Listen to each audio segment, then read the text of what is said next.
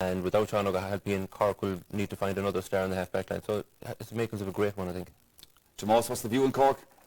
Well, certainly the loss of Sean O'Halpine on top of Brian Corcoran puts a different complexion in this game, and it just maybe we will look at the strength in the Cork squad now with the replacements and see how they'll fare out, and I think they're still about shaded at the end of the day by a few points.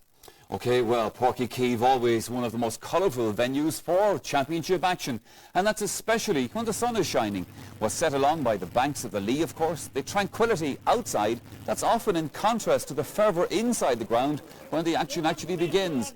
The colour always just that bit brighter naturally when the home county itself is involved. Well, Munster Championship hurling always an occasion to enjoy, and looking forward to it as well. They're our commentary team for the afternoon. That's Cyril Farrell. Now, he's come all the way from the west for the big match. But for Ger Canning, the action in Páirc Chaoimh is the handiest assignment, travel-wise, in the summer for him. The funny thing, Michael, is when I started working here first, you could actually come across by boat to Páirc Chaoimh from the Tivoli area. It was magnificent. But today, Cyril, it's sink or swim for one of these two teams. That's right, Ger. Like, the winner takes it all. It's a big game for both counties. Cork, I suppose, after redeeming themselves from last year, and Limerick haven't won a first round in the last few years. So, like, it's winner takes all. It's going to be a fantastic game.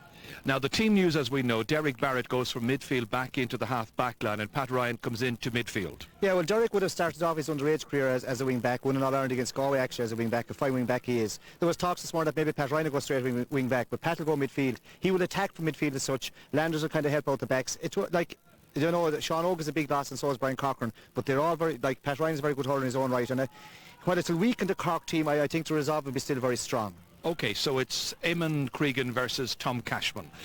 But it really is about Limerick versus Cork, and Limerick have not, as you say, won a championship match in the first round for the last 3 years. 4 in a row would be, dare I say, disastrous. Well, yeah, like, but it's a young team. They have a lot of under-21s on from last year. And in actual fact, the last time I saw Limerick win the first round match was down here, Ger, in Cork against Cork, and weren't rated at all. Now, they're coming in from a very poor display against Clare. I'd say, like, you know, the morale will be built up. Like, their pride has been hurt from that Clare match, and they'll come out and they'll hit everything that moves. The referee would have a lot to say. That Cork would be using the flicks. The pitch looks beautiful. There is a nice breeze, and at the end of the day, Cork still should come out on top. OK, that's the view of Cyril Farrell. We'll have all the action for you from Páirc Chaoimh very, very shortly.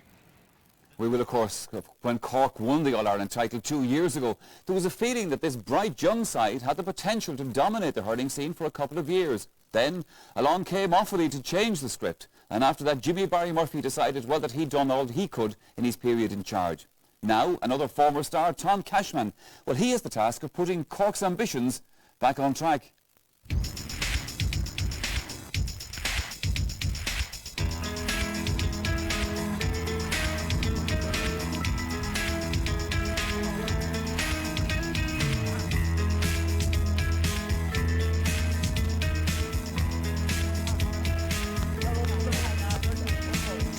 I suppose talking about our own strengths would be our hurling skill. You know, this time of the year really we would blossom, and you know, the training has gone very well for us. We've got some fantastic cooperation from the clubs over the last 2 or 3 weeks, and you know, all coming together, I must say we're ready. Here comes Ben O'Connor. Whichever set of forwards can get the better of the backside. There's every day that they go out, they have 2 or 3 fellas performing the forward line, whereas in the backs all of them perform as a group.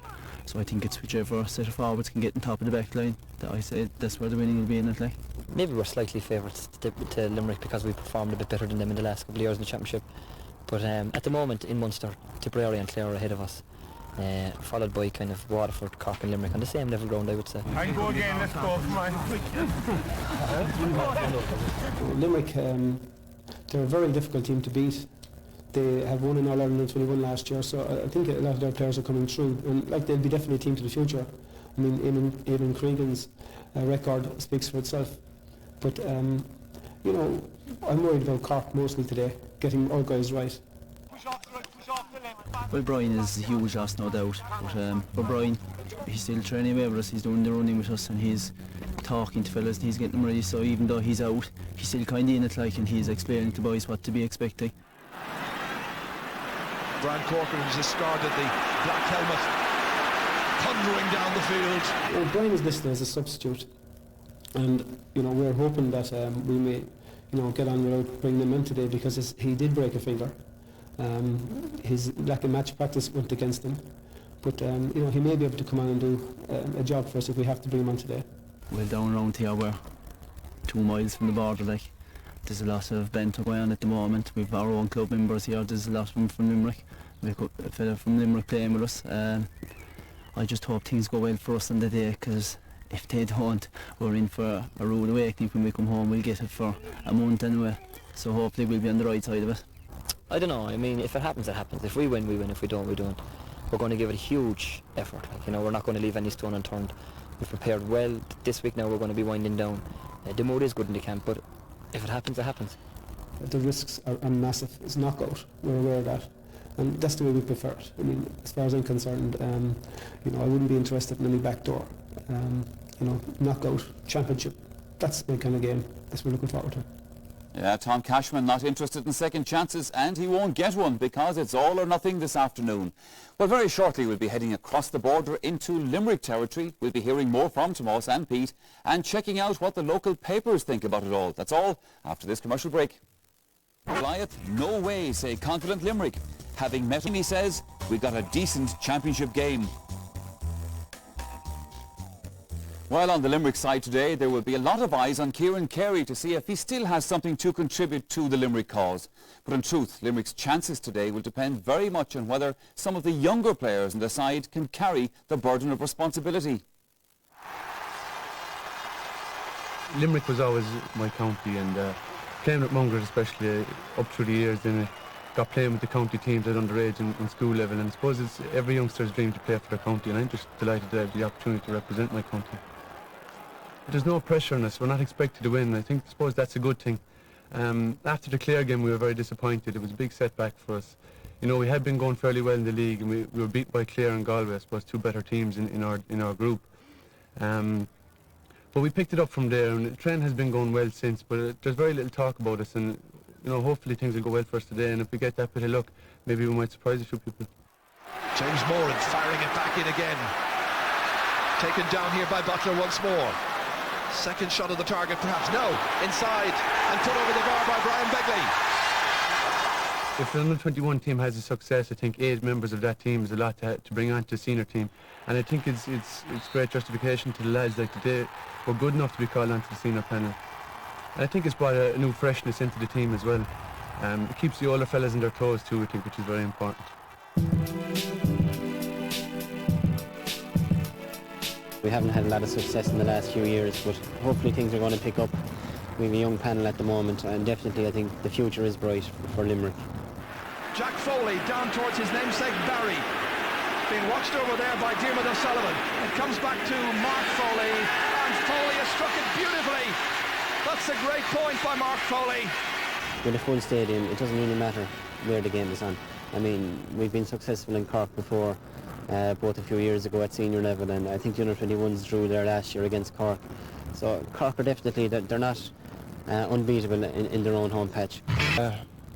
You know, making men or boys of us, and you know, we've a young squad, and you know, a lot of the under-21s are actually on our panel that won the All-Ireland last year. So we'll be hoping with the mixture of the youth and experience that things will go okay for us and we click. They need a score, and he's got it. Ever the man for the big occasion, Kieran Carey from Patrick's Well. We will be very strong, 3, 6, 8, 9, 11, 14. The weaknesses is we're missing the all-stock. Gary Kirby, Dave Clark, Mike Cool, all these guys. You don't replace men like that overnight. So it's going to take a bit of time, but usually in the first round of the championship there's always a surprise or two on either side. So I hope a few of our young guns will come up trumps today. Yeah, that's all the views there. Kieran Carey this afternoon hoping to hose down a few of the Cork attack, I have no doubt at all. However, the talking is almost all done. Here's the Limerick team coming out onto the pitch at Páirc. Pete Finnerty, the match against Clare in the league, an awful lot has been made about Limerick's defeat that day. Surely one lousy performance doesn't upset an entire county. Yeah, I'd agree with you, Michael. A lot of people are talking about that league campaign, and they played Meath as well, some part of the league, and performed poorly as well. But Limerick didn't become a bad team overnight, but really looking at the side, you really want Mark Kane, Barry Foley, Brian Begley to come up with big games today. People say they have nothing to lose. I say they have everything to lose. If they lose today, they're out of hurling again for 11 months. And they'll never get this continuity that they need to become a good team. They need to beat Cork today. They need their championship to progress longer. They're unfortunate they've met Cork 3 out of the last 4 years. It looks like Cork will beat them again today, and it's a long, long summer again. And it's very difficult to get any kind of an established team going for Eamon Cregan if he doesn't get games. Well, Tomás Mulcahy, this is an experience you've had. So many teams, of course, the Cork team running out of Páirc. Yes, and I mean, I'm sure they'll have put the injured players and the loss of those players to the back of their minds at this stage now. And maybe it's an opportunity for maybe some of the other players within the team to roll up their sleeves and take on the mantle of responsibility. Looking at Dermot O'Sullivan, the likes of Mark Landers, Derek Barrett going back into the half-back position, and Pat Ryan coming into midfield. Ideal opportunities for these guys. I mean, we're missing maybe 2 star performers. Cork are missing 2 star performers in Sean Hogan Bryan today. But there are other guys that have been in the squad for the last number of years. They can seize this opportunity now today if they play well. Yeah, this is a big change, mind you, having to break up your midfield combination that you've been planning on during the week with Pat Ryan coming in there, as you said, Barrett going back into the wing-back position because of Sean O'Halpin's car accident. Yes, I mean, people maybe would have expected Pat Ryan to drop directly back into half-back line and leave your midfield alone, because Limerick are very, very strong around the middle of the field. They've a lot of physical strength there as well, and Mark Landers and Derek Barrett, they certainly can throw their weight around as well, and they will be needed in the afternoon as well. But Derek has proved himself at half-back, and Pat is a fine hurler. He's a very good ball player, and hopefully things will go well for them today in the middle of the park. They need to play very well. Oh, they certainly do, of course. So do both teams, I suppose. That's Munster Championship hurling, isn't it? Let's go back again to Ger Canning for his scene set on today's big match. There is Pat Ryan, as you can see here. And Pat, as you've heard, in the change, he goes into midfield. And our best wishes, by the way, from everybody here, Cork and Limerick fans, go to Sean O'Halpin. It's a great shame that he can't be playing this afternoon. There's Joe Dean. Dean, who had a starring role in last year's match. But there is a feeling about that Limerick have improved immeasurably, and that measure will be gauged over the next 70 minutes or thereabouts as we take a check on the 2 teams for this afternoon. Well, Cork knew they were heading into this most difficult assignment with a greatly weakened team. The half-back line was the centre of most speculation. It features, as we dissolve into the different players and the places in which they will play. The half-back line will be Wayne Sherlock, Pat Mulcahy, and as you've heard, Derek Barrett is located back there wearing the number 9 shirt.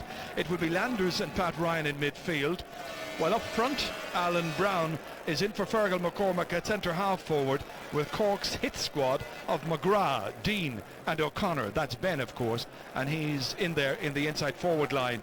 His twin is the number 12, Jerry. Dean, a wonderful young talent, this afternoon up against fullback TJ Ryan of Limerick. Well, Limerick have 2 championship newcomers as we take a look on their side, and they bid to end a run of 3 first-round exits.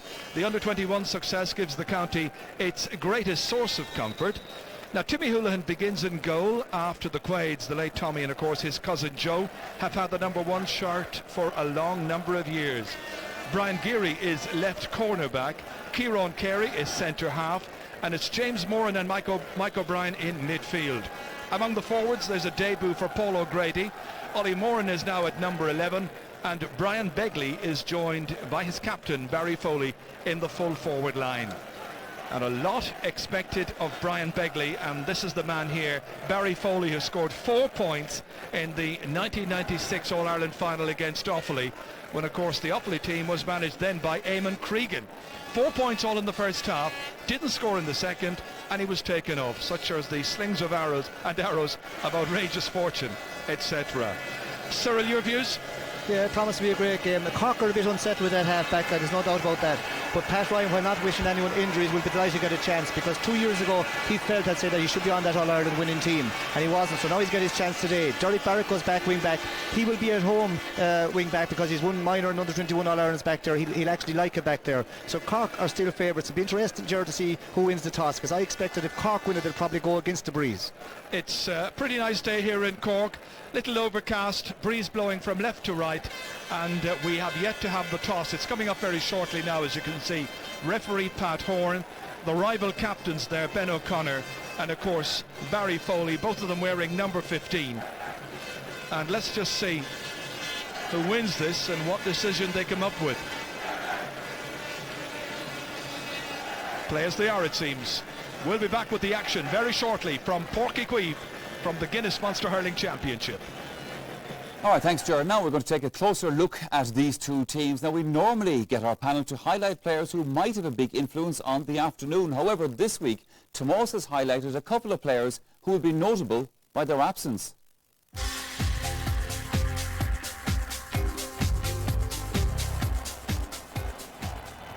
He was a dominant factor of the game last year, and he broke Limerick's hearts, and he's going to be a huge loss today. I mean, I think Pat Mulcahy is well up to the task as well, but when you lose a player of the quality of that and the leadership style, it does make it more difficult for your team. But I'm sure Pat Mulcahy will stand out on his own 2 feet today. Last year, Brian was a colossal. Maybe he's suffering a little bit from his broken finger, but I'm sure at some stage in the game today we'll see him coming in. Centre back and centre forward to me are the two key positions in any team. And Cork have used Fergal and McCormick with such a good effect from their puckles over the last 2 or 3 years that it's going to be crucial that they have somebody in the 40 today to do likewise. And that's why the placing of Alan Brown has happened there. People would have maybe preferred to see Alan Brown in around the square where he's got a big goal scoring threat at that stage. But when you have a keeper pucking the ball 70 yards and when the ball goes out of play, it's naturally coming back down again. You need a big body underneath that puck out, and that's why Alan Brown has been placed there today. All right, well, Tomas Mulcahy's thoughts there on the Cork lineup. Now, Pete Finnerty has been looking at Eamon Cregan's men, and a few talking points now from him on them.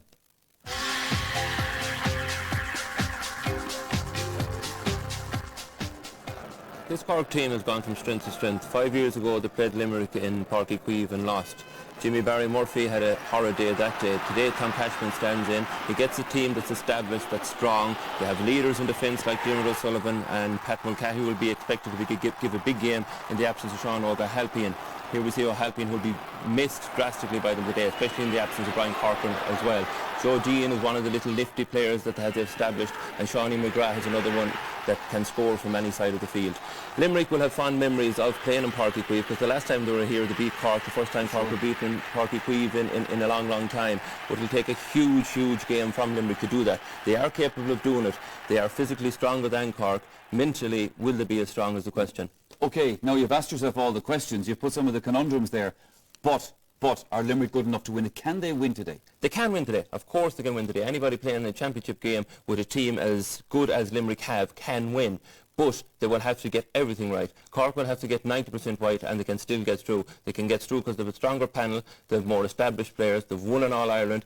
They will be sore after losing to Offaly last year. Limerick, on the other hand, have won another 1. They beat Cork in a replay last year when we didn't expect them to do it. They're in the Lions' den. They really have nothing to lose, that old saying. They're going down there, people expect nothing from them. But physically, if they stay in the game and stay within 3 or 4 points off Cork, the physical element of the game will be in their advantage. And if they can stay man-to-man marking, refuse to give Cork the space. Stay 1-1, because if Cork gets space, they'll destroy you. But if they keep it tight, I think Limerick have a great chance. They will, of course. Tomas Mulcahy, obviously you're hoping that Limerick can't keep it tight. Would you concur with that view? Yeah, I mean, I would be worried about today, Michael, being honest with you, because Limerick have been very quiet all week, and Eamon Cregan is a class master at kind of preempting things during the week as regards to psychology about slitters and about the 4-point lead that we've heard about. I mean, it's Cork attitude going into this game is the big thing. As I said to you, the injured players are out. They can do nothing about it at this stage. The 15 players are out in the field.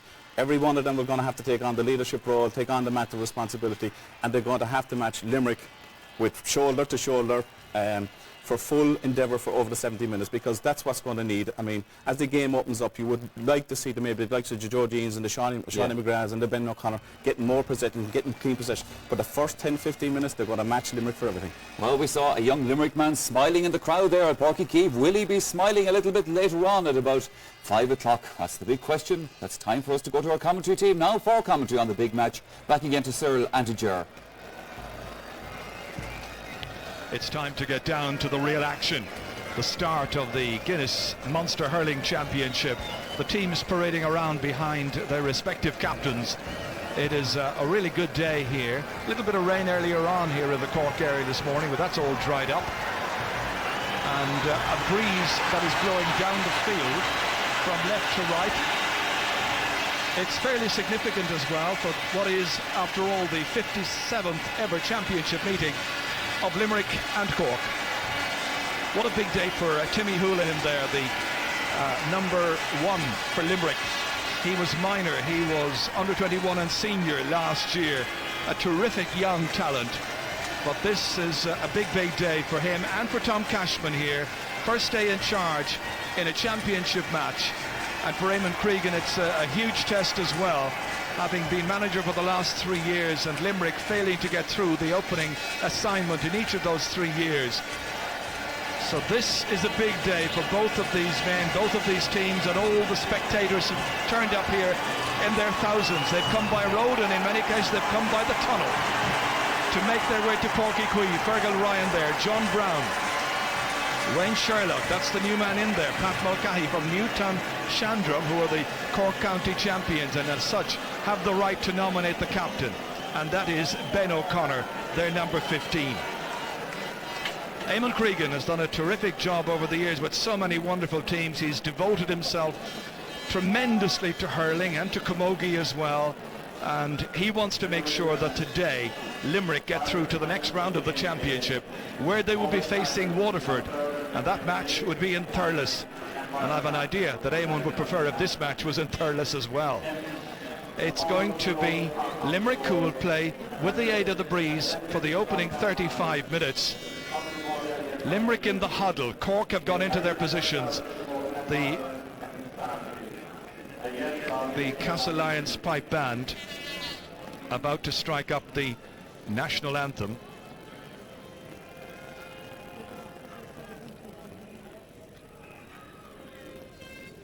And that is an indication of the strength of the breeze this afternoon.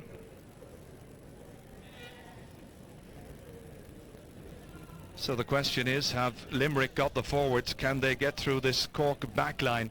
We know the abilities of players like Joe Dean and Shawnee McGrath to cut in for scores.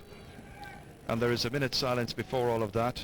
Tim Nyan, Glanmire clubman, sadly died last night, and so the crowd here observing the silence. I knew Tim Nyan, he was a very, very nice man. And now it's our own again.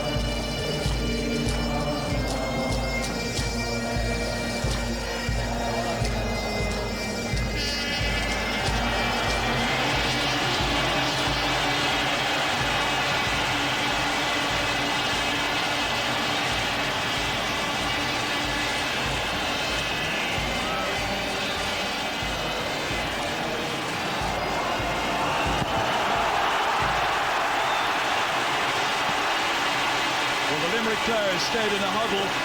There was a certain togetherness about them, and you feel that they're going to come out there fighting hard in a very, very disciplined fashion, of course, but they're going to come out and they're going to try and get straight into this Cork team, who've been made the hottest of favourites by so many of the experts. And the Munster Championship's underway, and straight away it's Ollie Moore in the red helmet. Nicely down here towards Mark Keane. Going on the solo run, sending it inside towards Brian Begley. His brother Pat, of course, is the Clare football manager. They lose their way eventually, however, when there was a possible chance of slinging that one over the bar. John Brown waiting for a chance to hit the ball in, and in the end the ball has gone wide. Mark Keane there in place for South Liberties, playing today in just his second championship match. Michael Fitzgerald, Mossy Carroll there on the left-hand side, one of the Limerick selectors, lives here in Cork. Donald O'Cusack today playing in his 9th championship match, took over the goalkeeping spot from Ger Cunningham, of course, Cork's number 1 for all of 18 years. Cork playing against the breeze. Up towards Alan Brown. Alan on the 40 today. Inside towards Joe Dean. Goes beyond it. TJ Ryan gets a stick to it. Steve McDonough is back there. About to be chased by Ben O'Connor. Good block down by Ben O'Connor. Needing a bit of assistance. Still going forward. TJ Ryan in there to stop him. Steve McDonough's about as well. Ryan getting the final touch to it. Comes out towards Clem Smith and he steps out over the sideline. And it's going to be a sideline goal. They play on. It heats up. And after that little flurry, let's hope it calms down immediately. Clem Smith was coming across here. Stepped out over the line. The ball didn't go out, mind you.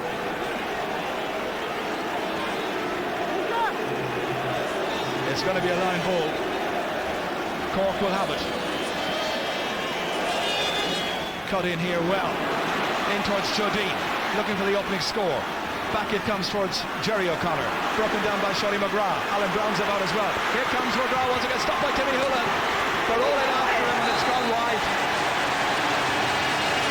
Ben O'Connor, the last one in to apply the pressure there. And Houlihan did well to repel the Limerick advance.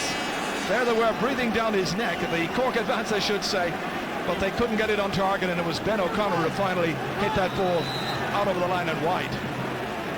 There's Damien Martin, goalkeeper of course with Offaly back in the 80s, All-Ireland medal winner. He's one of the umpires this afternoon. Timmy Houlihan's puck out. Down towards Keane. That's whipped away from danger there by Fergal Ryan of Cork. Still no score in this match. Kieran Kerry leaving it there. And it's Mark Foley. Hand passed ahead here. Into space towards Barry Foley, his namesake. Blocked down there. That was Mulcahy who got the block on that one. Out towards Shawty McGrath, one-handed. Didn't quite make any connection.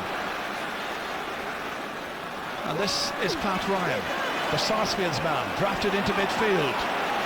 Up towards Joe Dean. Dodging this way and that, and he really has the legs of TJ Ryan here. Got well ahead of him. Inside towards Jerry O'Connor. Two Limerick backs there to try and deny him space. Still going forward. TJ Ryan's in there trying to stop this attack. Steve McDonough helped out there by the centre half back Kieran Carey. Out over the end line and the ball has gone wide. Frantic but all a bit uncertain. Very hectic. Timmy Houlihan's made a good start and Limerick are trying to put Cork off their passing game. The Cork forwards are light, but if they get space they'll score.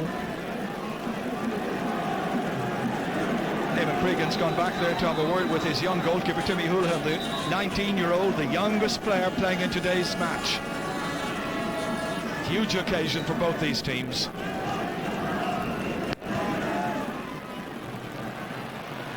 Beyond Ollie Moran this time. Here comes Mark Keane. He's got Moran outside him. Looking for point number one for the afternoon. That is on its way and it's gone over the bar and Limerick lead this game. Ollie Moran from Ahern. So it's 1 point to no score. Good work here. The ball played outside by Mark Keane to the man in the red helmet who is Ollie Moran. And he gets point number one for the day. 5 minutes are gone.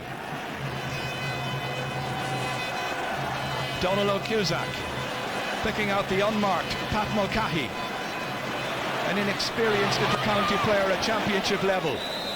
Steve McDonough the last to hit it.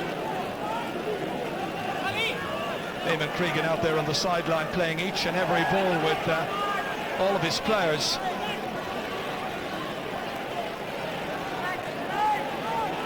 Put so much into the game, same as Tom Cashman. They're both out there on the sideline trying to give a bit of inspiration and encouragement. It'll be Mark Landers to hit this one in, the 1999 captain. Alan Brown rising up for Timmy McCarthy was about as well. Comes spilling away to Mark Foley. Man of the match here when the teams played in 1996. And Limerick inflicted a crushing blow to Cork that afternoon. Nicely down towards Barry Foley. It works its way out towards Wayne Sherlock. Chased by Brian Begley. Limerick are looking for a big performance from Begley this afternoon. Back from Mark Foley. Across into space. James Butler going across. He got a goal and a point last year against John Brown. And that one is sent in and sent wide. It's the same Limerick inside forward line this year and the same Cork full back line. Mark Foley has started very well, Gerard. Timmy McCarthy is beginning to mop up in the half-back line and force his way out midfield. Well, among those missing the match this afternoon, Peter Curtin from Newcastle West. He'd love to be here, but he's recovering in the Blackrock Clinic. Wishing Limerick well, of course. That's a great catch. Brown. His brother is the left corner back. Alan Brown striking it, and he's put this one wide under pressure from Kieran Carey. Didn't give him anything lightly, and that's 3 wide now for Cork. Early stages of this match. This was Alan Brown rising up there. Good, courageous leap in the air, took it down decisively. Couldn't complete the movement, however. Timmy Houlihan from Adair. A lot of his puckouts are going towards that left-hand side. Here's an opportunity, and here's a point put over by Barry Foley. First opportunity for him, and Limerick lead by 2. This is the player who got those 4 points in the 96 All-Ireland final I mentioned. Against Wexford, of course. First chance here today, and that's gone sailing over the bar. Team captain as well. Donal O'Cusack. Lots of support from Cloyne here this afternoon for him. Timmy McCarthy touching it down there to Wayne Sherlock. Towards Shawnee McGrath. Chases after it himself. 45 metres out. They give chase still. Mark Foley powerless to stop him with that. Shawnee McGrath, he puts it over the bar. Shawnee McGrath's first point, and it's Limerick 2, Cork 1. Well, it's taken 8 minutes for Cork to get their first score in this match, but already the Limerick full back line inclined to be caught for pace. Well, that Cork will be trying to open them up, but you'll find like that, you know, they'll be quite happy to be that they have no goals conceded so far. And I'd say Eamon Cregan, he'll work hard on the line today because you have to keep up and down with these guys. Limerick will be happy enough. That's Mike O'Brien.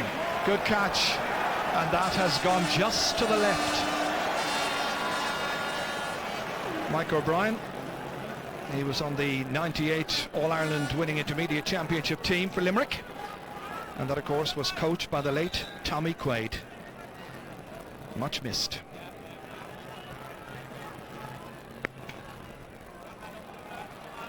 Down towards the centre half forward once again. This one comes well marshalled, well marked. That's Mike O'Brien. He's got an eye injury. A loose stick there connecting with him, and the final shot coming from way out the field from Ollie Moran, and that has gone wide. Just watch this again here. Mike O'Brien from Glenrue, and the stick unintentionally going straight into the face there, I think from Pat Mulcahy. Dr. Dave Boylan is out there to attend straight away to the stricken Limerick player. He was having a chat, he was telling me earlier on, with Pat Horan, the referee, about this new blood rule, and Eamon Cregan has a concern. No blood drawn, so he's able to continue in midfield, and that's Moran who just put that ball wide.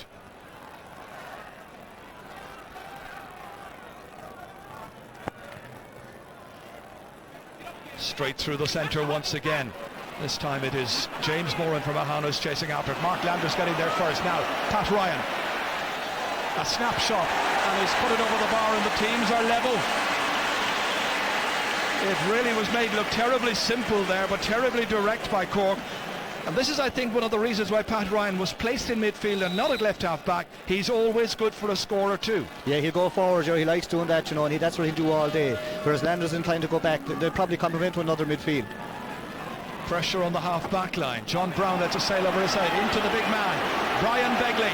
Diarmuid O'Sullivan is after him. Begley still advancing. Had a goal chance. He's got a point instead, and Limerick have taken the lead again. Brian Begley, who plays for Mungret. Well, this is a young player of great potential. Young Garda hurler and footballer. Might have got a goal there. Yeah, goal was on there, Jerry. You want to be sticking him as such, but still was a great score and just edges Limerick that boom point up again. Straight after that Pat Ryan point, he puts it over, and it's 3-2. Limerick lead. Limerick playing with the breeze, such as it is in the first 35 minutes. Ollie Moran inside, beautifully caught there. James Butler, I got on the point last year, getting by. John Brown, and that's gone in, and it's a goal for Limerick. It came straight out again, but the umpires were perfectly positioned to see it had crossed over the line, in off the back stanchion. He's got 2 goals in 2 games against Cork. 11 minutes are gone in the first half. Look at this for pace, taking on the left corner back. He has the beating of him, or at least he will feel that. Off the back stanchion, back out again. It crossed the line, and Limerick have a firm lead here of 4 points. It's early stages. Every indication of this is going to be a really close affair. That is James Moran going back there. Way down towards Brian Begley. Diarmuid O'Sullivan has missed it. Here comes Foley, and that's gone over the bar off the stick of Barry Foley. 2 points for Barry Foley. This is a glorious spell for Limerick. That's a goal and 2 points down the last 3 attacks. Yeah, Gerard, the Cork half-back and the ball is going right through into the full-back, and they'll be very happy now, because that's what the game really needed, that for Limerick for a goal. They're on a roll now, and you know this game is going to be a cracker. Cork half-back line just at the moment aren't blocking any ball, and it's going right through into the full-back line, and they have the pace in them. James Butler and Barry Foley seems to have the legs in the 2 cornerbacks. Short puck out. That's a short puck out to Wayne Sherlock. Huge one in towards Joe Dean. 2 Limerick players going for the same ball. TJ Ryan goes back to make amends, and the referee has blown his whistle, and it's going to be a free into Cork. A bemused look on the face of Clem Smith as he was playing that ball away. I know TJ Ryan, going back there, made a marked contribution when he came into the 1996 championship meeting between these same 2 counties. Coming on then for Damien Quigley. The keeper shouting out his instructions, wanting to guard his goal. Dean about to strike this one. Eamon Cregan's behind the goal, offering encouragement, but powerless to stop this one. A big free by Joe Dean, goes over the bar, and now it's 1-4 to 3 points. Huge crowd here at Páirc, part of a double bill as you like, because of course next Sunday it'll be Tipperary and Limerick who will grace Páirc, the old athletic grounds, known to everybody in Cork as simply the Park. Oh, it's a bad miss, and that is Ollie Moran coming onto it. Well saved by Donal O'Cusack, but a couple of Cork players going for the same ball that time, completely missing it. Clem Smith in the thick of the action, trying to dig that ball out of space. Finally getting it back there towards James Moran. Should be John Brown's, and is. Blocked, hooked by Barry Foley. Only comes out as far as Ollie Moran. Again going for the big shot inside, in towards Brian Begley. Batted out by Diarmuid O'Sullivan. Comes back out here towards Paul O'Grady. O'Grady with his first chance to get a score, and he's put it over the bar. Paul O'Grady from Patrickswell. 1 chance, 1 shot on target, 1 point, and Limerick lead by 1-5 to 3 points. Well, as they say, the pedigree is very good where this fella's concerned. He's a son of PJ, who was the Kerry manager, and of course nephew of Michael, who was the Dublin boss. Limerick with a very bright opening here, but a long way to go, and the possibilities of an enthralling contest. Kieran Carey goes rising up for this. It's anticipated by Ollie Moran.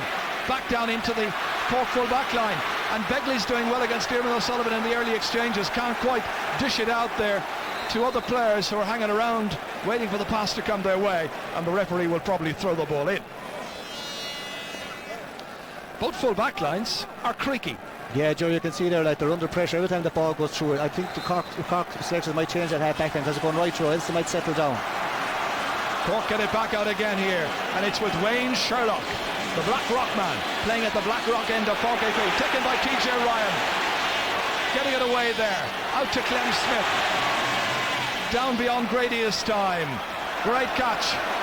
Taken under pressure there well by Derek Barrett, playing at left half back, remember, in a switch before the match with Pat Ryan.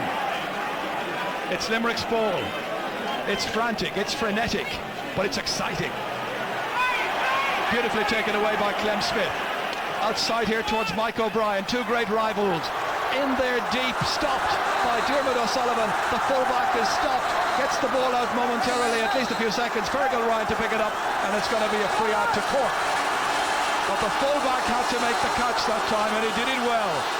Stopped on his way out towards the city end of Páirc. This is the fullback again. Huge leap in the air, a commanding figure. Donal O'Cusack towards Alan Brown. Kieran Carey touches it down this time. One-handed back there by Derek Barrett. Forward once again by Jerry O'Connor. Steve McDonough for Limerick. Out towards Mark Landers. Landers, the midfielder, against Mike O'Brien, who's lost his stick. In towards Shawnee McGrath. McGrath for Cork. Taking on Brian Geary. Brought down the first time. McGrath once again, and he's put it over the bar. Oh, it's really exciting action. Both attacks functioning well, but Limerick leading by a goal and a point at this stage, following this latest score by the impish Shawnee McGrath. Back the second time, anticipating, and he put it over. That's going to be quite some tussle there between Shawnee McGrath and Brian Geary from Monaleen. Warm afternoon here in Cork. Everybody has looked forward to this afternoon. What they see, I suppose, in Munster as the real start of the hurling championship, with respect to everybody else. Batted down by Derek Barrett, only as far as Paul O'Grady. O'Grady having two men after him. He's scored already in the game. Shortened the grip on the stick, put it in, put it high, and put it over the bar. Yeah, it's very noticeable, Gerard. Paul O'Grady is actually playing midfield. He goes out every second time and he's bringing out Barrett. Barrett's just asking what he's going to do. Well, it might suit Derek Barrett because he was initially picked to play in midfield anyway. That was tapped over in the end by Donald O'Cusack. Notice a switch in positions here with Timmy McCarthy going across to left half forward, and Jerry O'Connor is now right half forward. Meanwhile, here comes Mark Landers. Inside towards Joe Dean. Dean 1 point so far, that from a free. Two men to challenge him. TJ Ryan helped out there by Kieran Carey, who got the initial touch to get it away from the danger man. Played inside there by Ollie Moran. Great catch inside. And that was Brian Begley, fouled by Diarmuid O'Sullivan. Pat Horan whistling against the Cork number 3, and it's a free in for Limerick. Sure, what the camera isn't showing that when Limerick cleared that ball, all the Limerick players are roaring on one another, from really pushing one another, led by Ollie Moran as such. Great block down on Joe Dean that time. And the name of Diarmuid O'Sullivan from Cloyne, clubmate of Donald O'Cusack, was noted that time by the referee. So a little ticking against him. Barry Foley to take this free. Oh, he's gone for a goal, and it's stopped by Donald O'Cusack, and they had a point gifted to them there, and if they lose this match by a point, they're going to say to themselves, what were we doing? They lead by 5. It could have been 6.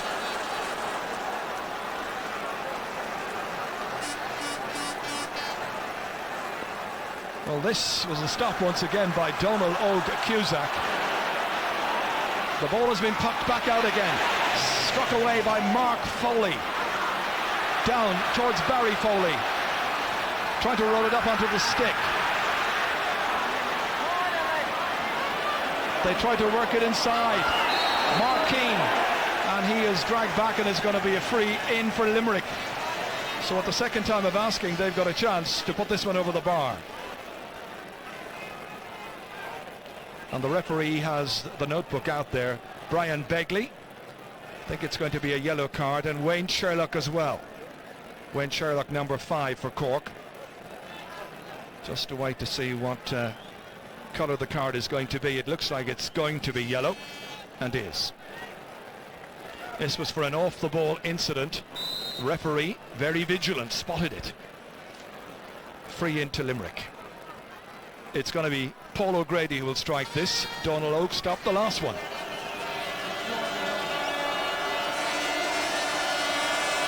Hitting it off his left-hand side and crisply struck inside the left-hand post. Paul O'Grady has now got a 3rd point.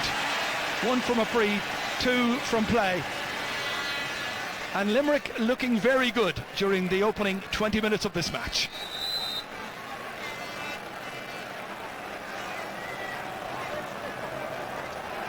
Let's see what transpires, because if you read all your newspapers this week and again over the weekend, very few people gave Limerick any hope whatsoever. They're back again. James Butler this time has a second opportunity. Lovely crisp play, getting it back up onto the stick. 3 around him. Pat Mulcahy can't hold on to it. In the end, the ball is struck away to the left and put wide by Mark Keane. Gerard, I wouldn't be surprised in the second half if the one Brian Corcoran was brought on, because Cork just have no kind of leader at all in that backline at the moment, and I'd say if this continues this way in the second half, they'll throw him on. Well, I saw both teams training during the week, and Eamon, I know, was quietly happy with the preparations in spite of a big loss to Clare recently, and they were saying here in Cork that Brian Corcoran could play a part if needed. Barry Foley kicking it into space down towards Brian Begley. Diarmuid O'Sullivan gets a stick to it, out to Pat Mulcahy. Challenged there by Ali Moran. O'Sullivan hit into space. Alan Brown's after, but so too is Kieran Carey. Drops it down. Timmy McCarthy likes to run at opposing defences. This time, second chance, gets it up into the space here.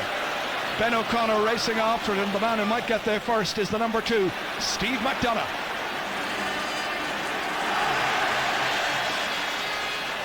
Down into the middle towards Mike O'Brien. Hitting it first was Clem Smith. John Brown here for Cork. Taking it away from James Butler.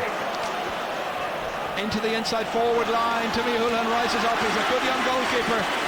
Can't hit it out, however. Alan Brown. And Brown steadies himself and puts it over the bar. It's Alan Brown's first point. The keeper might have batted that one away as far as possible, but this is where he was in some trouble, and there was a steal there, as you could see, by Ben O'Connor, and Brown just positioned himself expertly to fire it over the bar.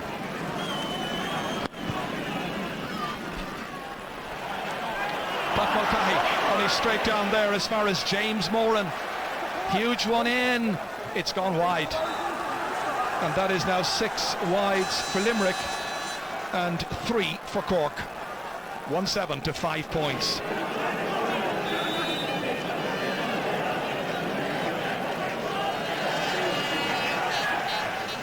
Unlike in the football we've been bringing you in the last couple of weeks, this is sudden death. Whoever loses goes out of the championship. And as Eamon Cregan was saying, it's 51 weeks since we last had a championship match. We don't want it to be another 51 weeks. That's hit in there by Mike O'Brien into Begley. Stopped easily by Donald O'Cusack. Across towards Jerry O'Connor, playing now at right half forward, and he is pulled back and pushed. And Mark Foley has an anguished look on his face.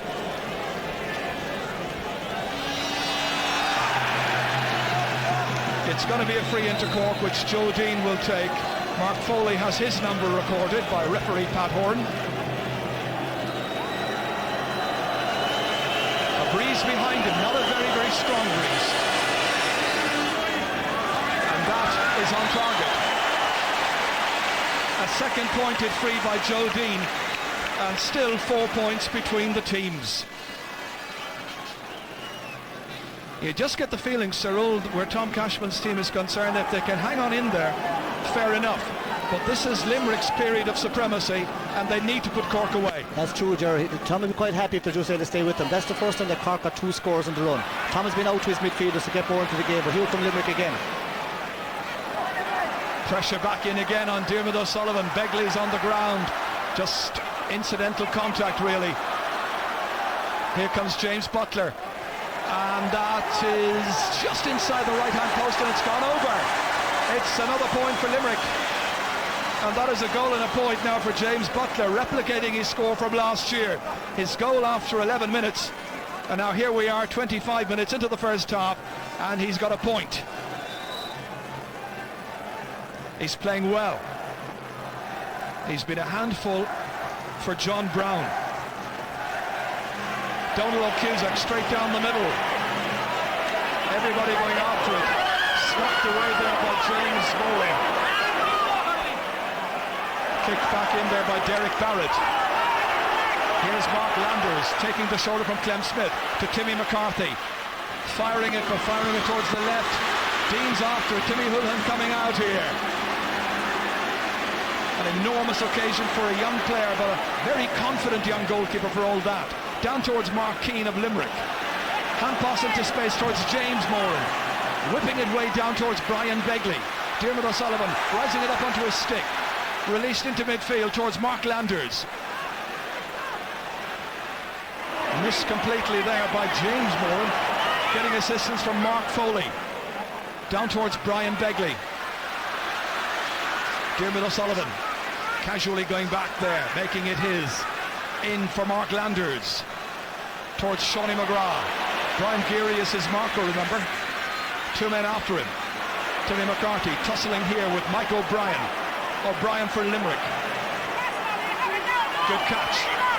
Ollie Moran blocked down by Mulcahy. Good play. But it's still Moran. Everybody after him. Nobody able to get a decent challenge in. He struck it well and he's got it over the bar. Ollie Moran from Ahern. And it's 1-9 to 6 points. He was the player of the year in Limerick just 2 seasons ago. And today here playing in his 5th championship match. The man with plenty of rugby experience, showing what a wonderful hurler he is as well.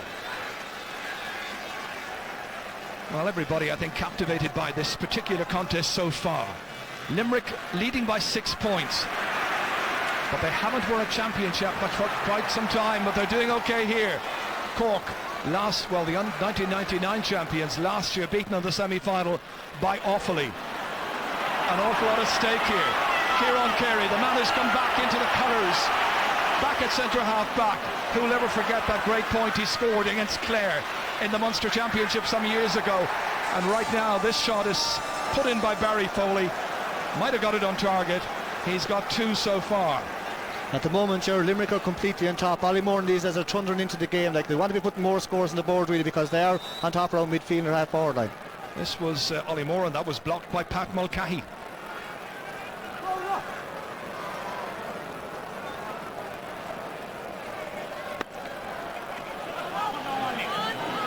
Kieran Carey coming again, high up into the air. The man with loads of championship experience. It's his 26th championship match. Shawnee McGrath inside towards Jerry O'Connor. Twin of Ben, of course, and he's put it over the bar in Ben-like fashion. That's Jerry O'Connor making it 1-9 to 7 points. Ben has yet to score. It was a good catch. He made a lot of ground, good pace, good incisiveness, great direction. So now about 7 minutes to go to half-time. It's been Limerick's first half, no doubt about that. But they'll feel they'll need a bigger lead, I'm sure. That's hit in by Mark Keane. This is stopped by Diarmuid O'Sullivan. His father Jerry is out there supporting him this afternoon. But it's back once again with Limerick and with Paul O'Grady.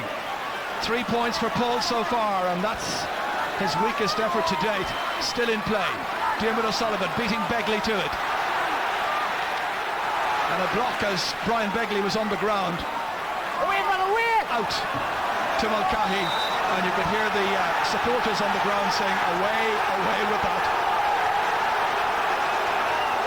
Switches around the place here. Derek Barrett's got in towards centre half back. Pat Mulcahy has gone to left half back.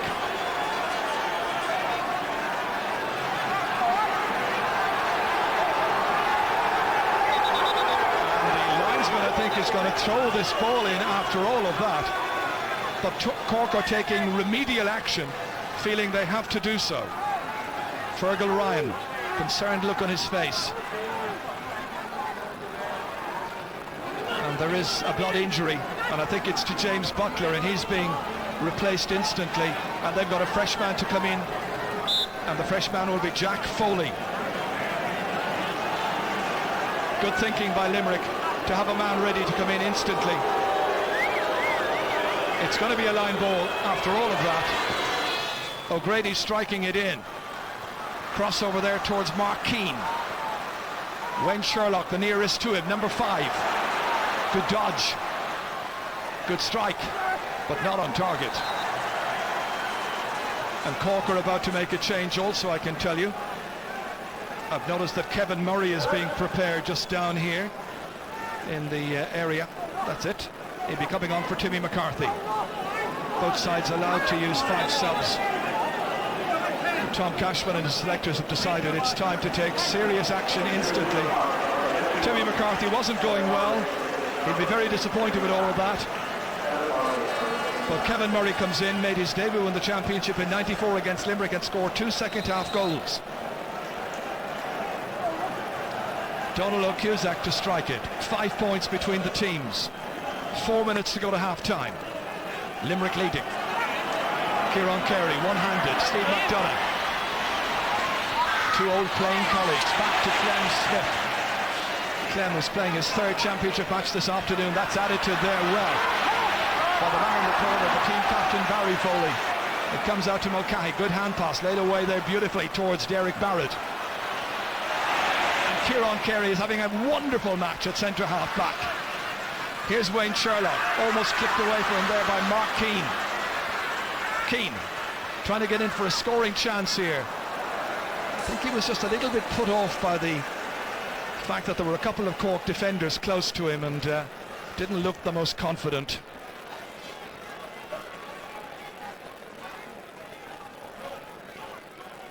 Well, Keane so far has had 4 shots, no points, and as you can see, James Butler's back on.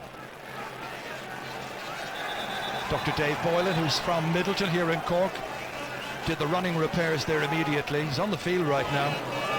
Pat Horan slowing things down. And the reason is because, of course, he wants to get the man who came on as sub, Jack Foley, off the field. It's 15 against 15 once again.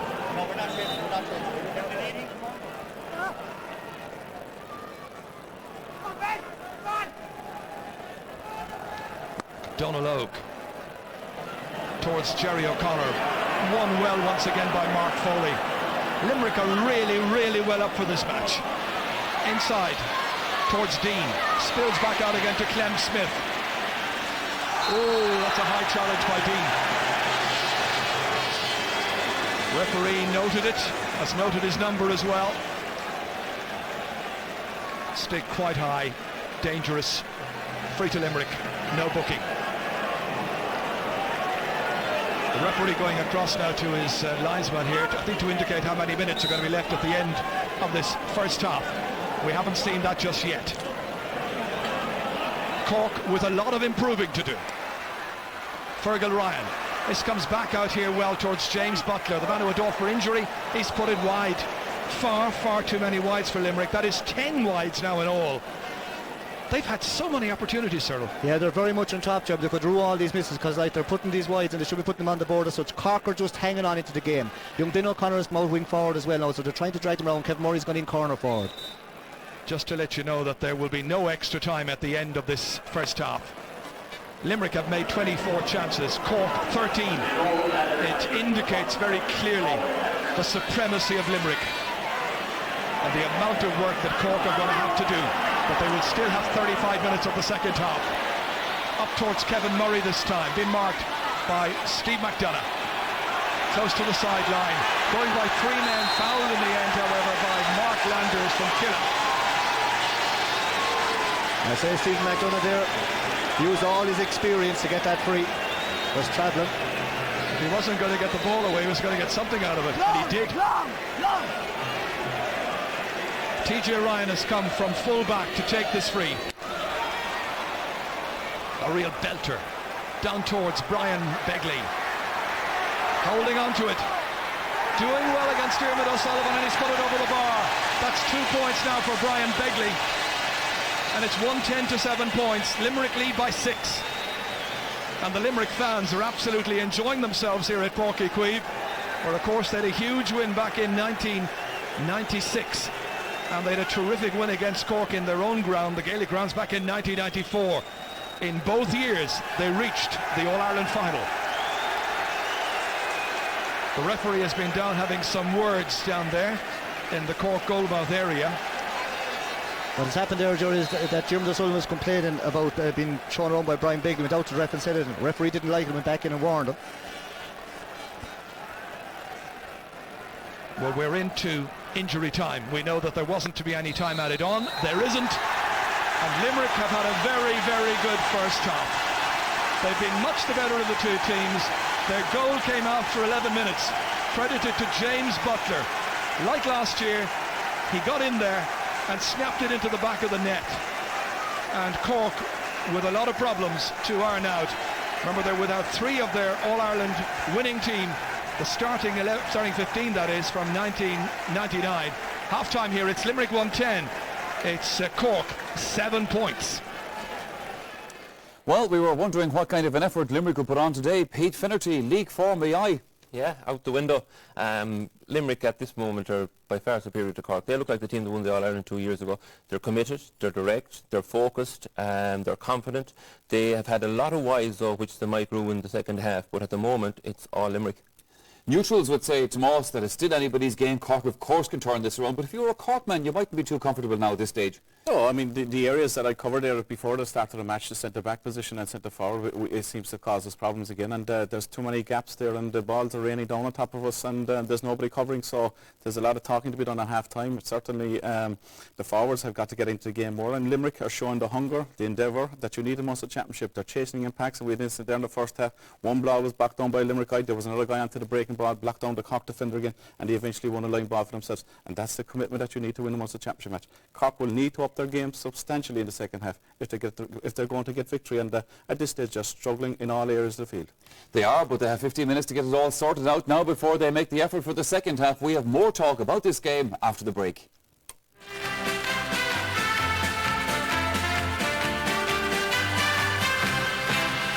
Into space to Mulcahy with Leonard Enright, comes for John Fenton. Oh, what a brilliant goal!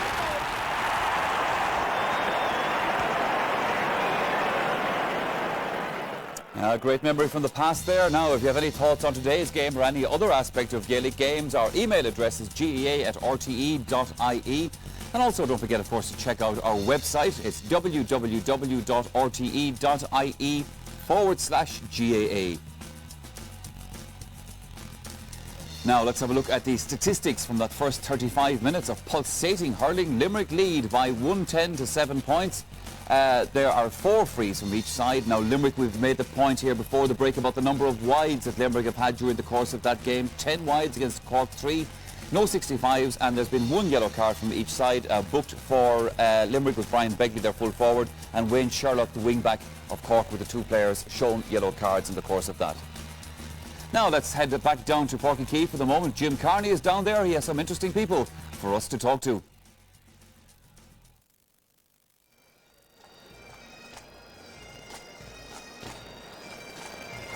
We're joined on pitch side here in a great atmosphere by 2 former star players, one from Cork, one from Limerick.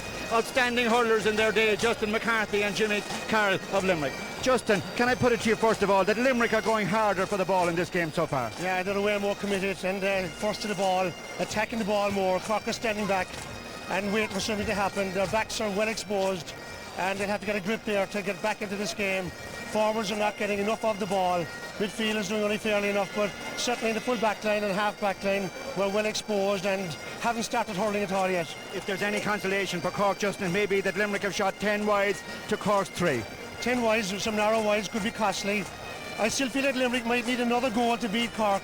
Half-time break is coming a bit soon, maybe for them in a way. But having said that, Limerick are setting the pace. Cork are looking on, and they have a hill to climb now at the stage. Jimmy Carroll, a ferocious determination in this Limerick team today. Oh, there's fabulous hunger within that team. And in fairness, we've known it. Like, I've been involved myself within the media team, and I've seen them at training, and I've been with them. The hunger that they've built up over the last 3 or 4 weeks, I've not seen it in Championship for the last 3 or 4 years. Possibly was a lot more pressure on Cork with Sean O'Halpin's accident, Brian Corcoran's injury. Limerick would have seen this as a massive opportunity, surely, to put their recent bad form behind them. No doubt in the world about it. Any opportunity you get to increase your advantage, always take it. And we came down here today, Cork weren't at full strength, but Cork will still have a big panel, and they'll bring on players yet to make this a very, very hard one to come out of. In terms of the man-to-man duels and the way the game is going, Jimmy, what do you like best about Limerick today?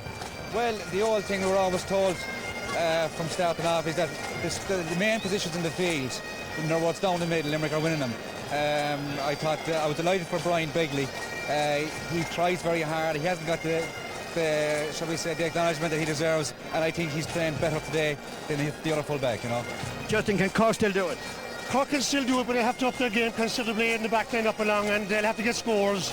I think that they'll have to start dictating the play a small bit more from the first half. OK, gentlemen, enjoy the second half. They will if they can, I'd say, given the intensity of the pressure down there. Pete Finnerty, the signpost of how these Cork forwards were going at the Limerick forwards were going at the Cork defence. We saw straight away when Brian Begley went through for a goal chance, which he pointed, and then the goal after that. The signs were there. The signs were there, and Begley and Jim O'Sullivan are having a great old tussle in there. This time last year O'Sullivan had it all his own way. This year Begley is much more in the game. Here we see him going through. He shortens the grip of the hurley. We thought he was going for a goal, but he just flicked it over the bar. But it could have gone into the back of the net. It's very difficult to get that on target, but it's a point. It's a good result. It gives him confidence. And here was the goal. Here was the goal. And what wasn't it some goal? We see James Butler on the run on his left-hand side, full of confidence, fires it straight across Donald into the corner of the net. A fabulous goal.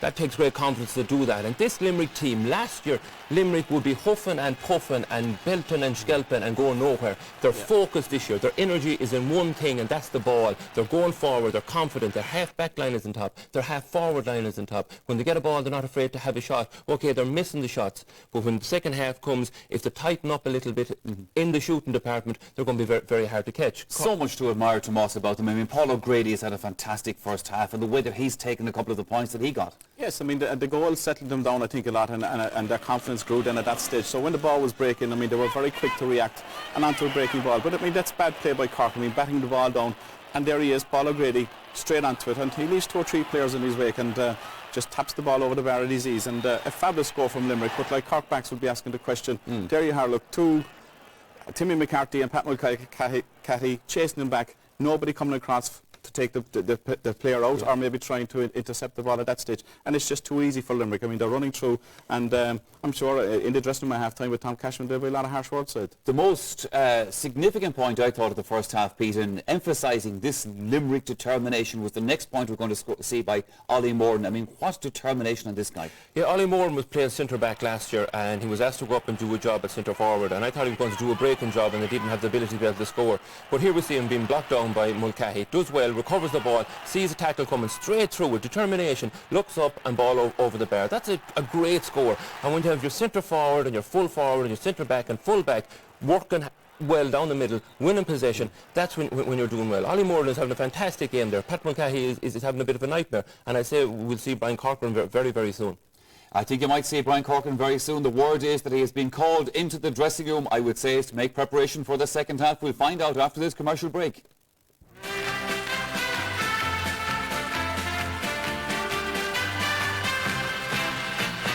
Carroll by the set-up, Gary Kirby. In it goes towards Páirc Tobin. It's Owen O'Neill. His run has just got off. And Limerick are well and truly in the next round of the Munster Championship. Yeah, great Limerick score from another day, but Tomas Mulcahy, that's the view that a lot of Cork supporters will want to see now. Oh, definitely. I mean, it's the half-back line really is the key to this. I mean, they've got to stop the supply going into Brian Begley inside the full forward line. And normally in half-back line, the first thing you're told to do is stop the ball. Don't leave the gaps open and don't let the ball go through. And they'll have to belt up there in the second half period. The second half has begun. Back to Ger and Cyril. We're just underway, as you can see, and Cork with everything to do to get into this match. And Brian Corcoran, can he be the one to lift them, to drive them on from centre half back? They were saying in training during the week, if there was a crisis, he could come on. And there is a crisis. TJ Ryan to take this free.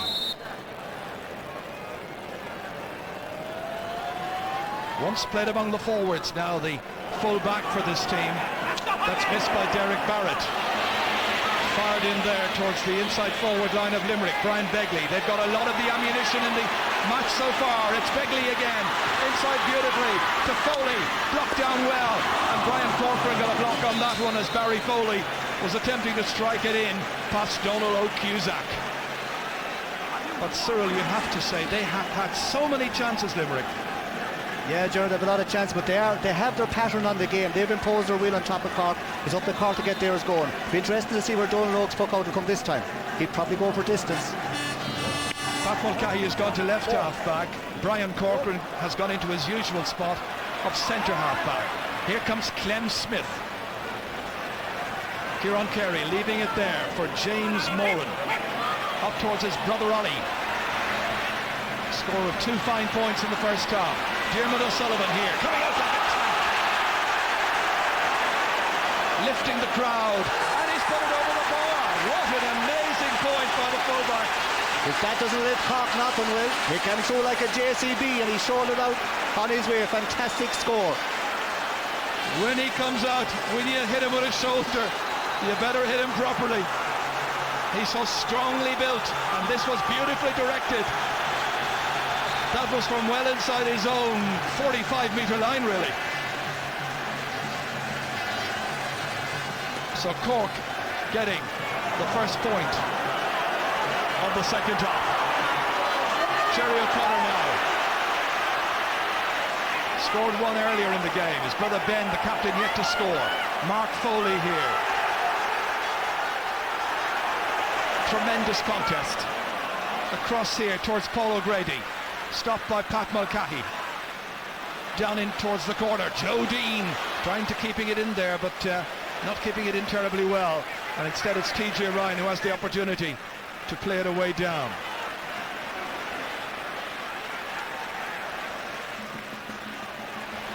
Notice that Jack Foley is on the Limerick team in place of Mark Keane, I think it is. There he is going in. He's down injured. He came on earlier in the game as a blood substitute. Getting it out here as far as Mike O'Brien. Jack Foley still down. Begley should have got that one on target, but it's gone to the right. It was a fine chance. Limerick need those opportunities. Tense occasion here at Páirc Uí Chaoimh. Sunshine coming out here. Nice afternoon. Cork with the breeze for the second 35 minutes. And the player I was mentioning there, Jack Foley, has come in as a substitute. Back on his feet once again. Sun in the eyes of Kieran Carey. He bats it down, getting good support from the wing backs. Now breaking through is Alan Brown. Cork might get a goal here. Brown hitting it, and he's put it in the net.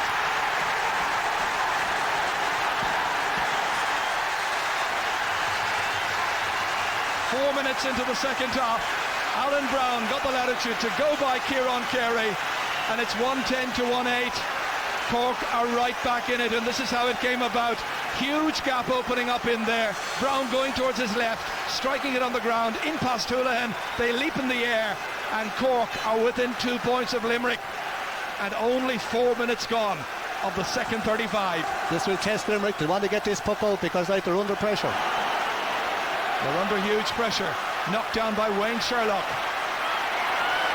And that is a trip by Alan Brown on Kieran Carey. Carey got good support, I felt, in that first half from Clem Smith and Mark Foley, making sure there weren't any gaps. But that's the goal scorer. Second goal of this match. Mark Foley to strike this one. Attention for Mike O'Brien. A big one up into the air, but it's gone wide. A look of discontent on the face of Mark Foley from Adair. O'Brien's back once again with the action. And the young and the not so young, I think, supporting Cork a great deal more relieved. Now the pressure's on Limerick. What's their response? Cork with 2 scores in the second half. 5 minutes played. Here comes John Brown. Taking it away from his Ollie Moran of Limerick. Brian Corcoran's after him. Has he got the legs? This is nicely inside to James Butler. Butler for Limerick, whipping it in, stopped, and back in, and it's gone. It's gone over the bar. Umpires had a little look at that one. It's scored by Brian Begley. It's his 3rd point. This was a really good goal chance for Limerick as Butler stopped that shot, hit it in. Goalkeeper got there first, Donald O'Cusack, and at the end fired over by Brian Begley. John Brown should have cleared that ball for Cork, badly cut out. Here comes Alan Brown, hand passing it away there, but it's won back again by Mark Foley, up towards his namesake Barry Foley. Cross this time towards James Butler. John Brown's across first time for Cork. Brown, bad clearance, straight to Ollie Moran. And that's straight over the bar. 2 mistakes now by John Brown. They got away with the first one to some extent. They might have conceded a goal, but this time they've conceded a point. And Limerick lead once again by 4 points in this match. They're costly mistakes. They've caught in the first half as well. Brown breaking it down. Nipping in here is Clem Smith. Head to the ground. 45 metres out from goal. I know his brother Páirc is watching this match. Wife Fiona is expecting during this week. They're wished well by Clem, of course. It's got to be a throw ball here as Cork are about to introduce a fresh man in, and it's going to be Neil Ronan. Coming off will be Jerry O'Connor. The fourth official is Larry Doyle from Gorey in County Wexford. Ronan, who played in the 1999 championship winning team. John Brown has now gone wing back and Pat Mulcahy's gone corner back. Cork trying to patch up their defence. That's a great catch by Fergal Ryan, the 29-year-old. Way downfield. Ben O'Connor is out there playing left half forward at this stage, chased by Clem Smith. Here comes Ben O'Connor. Wouldn't come up for him. Second time of asking, gets it, swings it in and puts it over the bar. It's some match. 112 to 1-9. Limerick leading by 3. This was Ben O'Connor attempting to play it up on the ground, old-fashioned style. Eventually, it did come up kindly for him, and that is just his first point. So Neil Ronan in the Cork team, as we said. This is Ben O'Connor. Always looking for 2 in a row. And he'll get it, you know. That's over the bar. 2 points for Ben O'Connor, the Cork captain. The gap is closing again. It's as you were some time ago. Limerick ahead by just 2. And Ben O'Connor with 2 in a row. Neil Ronan, by the way, this is the new man in. He's gone to right half forward, being marked by Mark Foley. Foley doing a lot of good clearing work. So that'll be one of Ronan's tasks, to make sure he doesn't get clearances away lightly. There's a late pull there. And it's going to be a free. And the referee, I think, is going to have a word with Mike O'Brien for that. Referee reaching for the notebook. So that'll be a yellow card. Free into Cork, right in the middle of the field. That's 2 yellow cards for Limerick, 1 for Cork.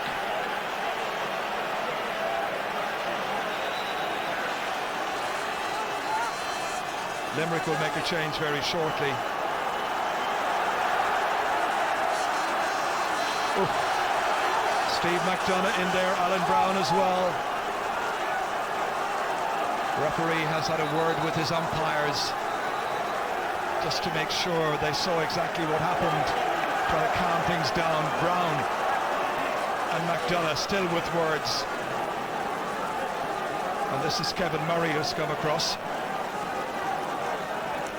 So it's going to be a yellow card for Kevin Murray and also for Steve McDonough. You're going to find, Ger, as well here that Eamon Cregan will probably bring on someone like to try to settle down the game, but it's just going a bit away from him. He needs a substitute like to come on because it could just slow it down for them. Well, Damien Reel is about to come in. Damien from Hospital Herbertstown. He's preparing. Eamon Cregan will want him in very fast. Fourth official as the board held up. Can't see the identity. It's Clement Smith who has been called ashore. That surprises me, I have to say. Maybe he's injured, Ger. Possibly. Damien Reel, who was a defender, coming in for another back. Clem Smith. It's a free to Cork. Right in the middle of the field as they wait inside. Mark Landers, former captain, has struck this one wide. That is now 4 wides for Cork. But for Limerick, they have to be more worried by all of their wides, 13 so far. Managers out by the sideline, loads of encouragement. It's an awful long time to wait for your next championship match if you lose this afternoon. Timmy Houlihan plucking this one out into the middle. The breeze very noticeably holding it up. This is Mark Foley. Neil Ronan chases after him. Foley still advancing. In towards the corner, towards Barry Foley this time. Good shot by Barry Foley, over the bar. He's got his 3rd point. Playing a leading role there at left corner forward, and it's 113 to 110. Given too much room here by Fergal Ryan, and you can't do that with Barry Foley about. He's a wonderful striker. Here's Chaoimh McGrath. 2 points in the first half by McGrath, and he steps out over the sideline. Mike O'Brien was racing after him. Shawnee's lost the left boot as well. One of the real characters of this Cork team. A very good tackle there by Brian Geary, Gerald, because if he missed him, he was gone past him. Just a rack at the right time. Here comes number 8.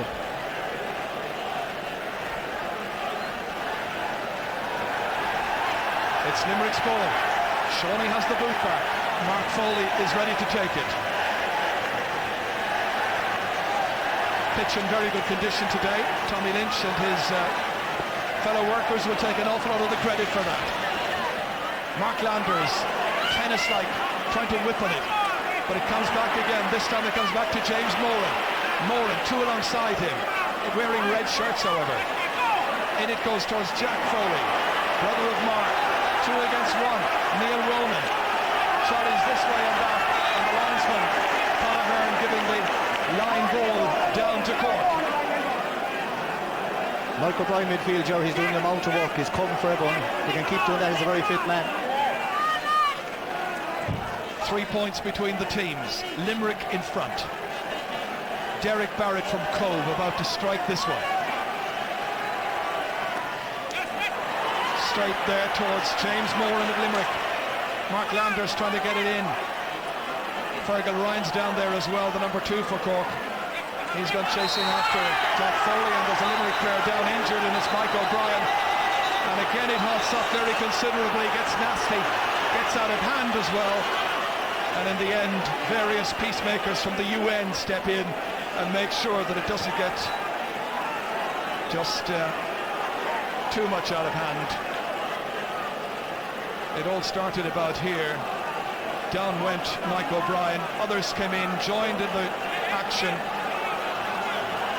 And Neil Ronan is spoken to by the referee. Pat Horan just checking his number. It's number 22.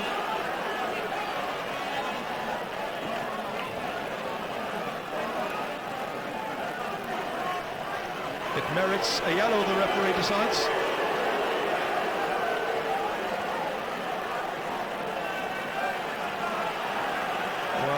Mike O'Brien from Glenroon is able to continue. Limerick have the free. Almost 15 minutes into the second half. Limerick lead by 3. Here's Wayne Sherlock. First round of the Guinness Munster Hurling Championship. Huge crowd at Páirc to enjoy it all. That is going to be a Cork ball. Very nice with him frees, and Mark Foley is taking. He's really playing him up into the corner to Barry Foley, to James Butler, using his head on him. Cork wanting to take it quickly. Fergal Ryan and the linesman's back down there again. The ball has been moved forward. A bit of needle now has crept into this match. Stakes enormously high. You can see Eamon Cregan there just saying to Jack Foley, come on, get back into position. Tom Cashman trying to make sure that his players keep very cool head and concentrate on the job at hand, which is to play really good hurling. Mark Foley lets it go over his head this time. Sun was in his eyes. Chaoimh McGrath whipping onto it inside here towards Mark Landers. Here's a point chance for Cork, and Landers drives it over the bar. 2 points the margin again. Landers first point, and it's 113 to 111. The game is on a knife edge now, Ger. It's anyone's game. Well, the mentors up and down the sideline, the fans trying to get the best possible views, and there are terrific sight lines here at Páirc. Timmy Houlihan pocking it out, going to the left half forward this time. Comes back here. Derek Barrett. Again, a huge delivery inside. Great goalkeeping by Timmy Houlihan, the 19-year-old. And he gets himself a free out. Well, they say he's a very good one, and he certainly is. Look at this. The backs did their best to give him some kind of protection, and in the end, Dean deemed to have committed the foul. Kept his eye on the ball there, Ger, because it was a long time coming. Houlihan will take this one himself. Up towards his centre half forward, but it comes back to Mark Landers. Brilliant work rate by Landers. Goes deep on occasions to mop up around about half back. Alan Brown. Brown had got the goal for Cork early stage of the second half, has got another score here. He's put this one over the bar, and now there is the minimum between the teams. A goal and 2 points in the second half now for Alan Brown of Blackrock. Here he was getting away from Kieran Carey. Will Carey have the legs and the freshness to stay with him? Houlihan's puck out. Still plenty of time to go. That's a fine catch. Moran, that is James Moran. Intended for Butler. Across there is Pat Mulcahy, now operating at left corner back. Third position of the day for him so far. And that's on over the sideline. Damien Reel, and he couldn't keep it in. Damien is a second half substitute for Limerick. Remember, there's a place in the Munster semi-final against Waterford at stake here. That match scheduled to be played at Semple Stadium in Thurles. In by Landers towards Shawnee McGrath. Drop down there. Joe Dean. Here's an opportunity. It's over the bar. And the teams are level for the second time. Joe Dean's third point. First from play, 2 from frees. And he's made it 113 to 113. Cork, who were down by 6 points at half-time, have made an admirable recovery. And the gaps were there, exploited by Dean. Limerick have to win this puck out, Ger. If they don't, the ball's going to go back down again. It's vital for them that they win this one. Some very good changes and switches by the Cork mentors. There's John Brown, now operating around left half-back. Down for Dean once again, trying to get inside the cover of TJ Ryan. Has possession, trying to make a better angle. Can he give Cork a lead here? Not with this particular strike. There were a lot of Cork cheers thinking it was on target. Limerick and Cork still tying for this match. Oh, this man here, I'm sure, has his own opinions as to what switches or changes might be made, but then again, it's down to the manager and his selectors. They're entrusted with the responsibility, and it isn't easy. So little time in which to make those switches. Here comes Brian Corcoran, and that has gone well wide. Now the wides beginning to mount for Cork. They're up on 6 wides for this match.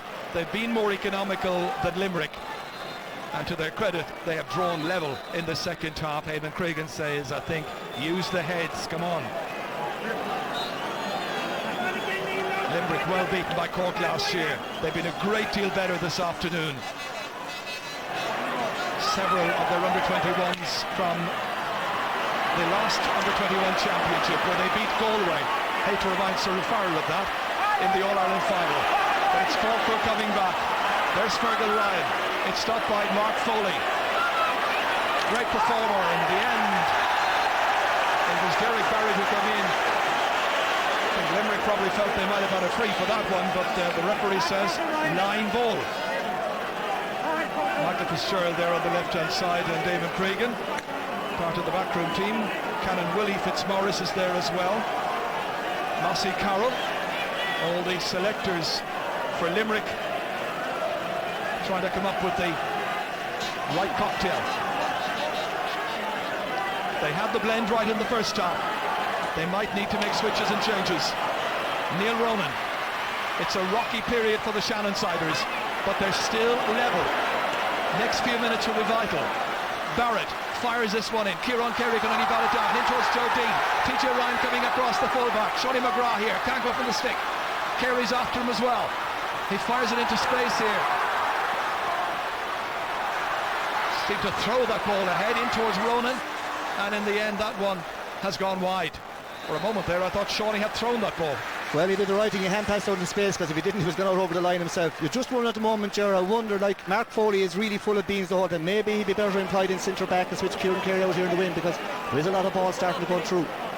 Owen O'Neill will come into the Limerick team presently.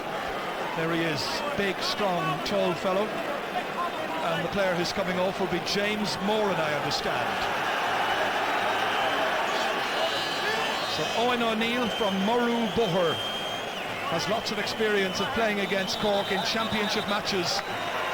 He goes in there into their forwards when Sherlock is going across to mark him. James Moran goes off.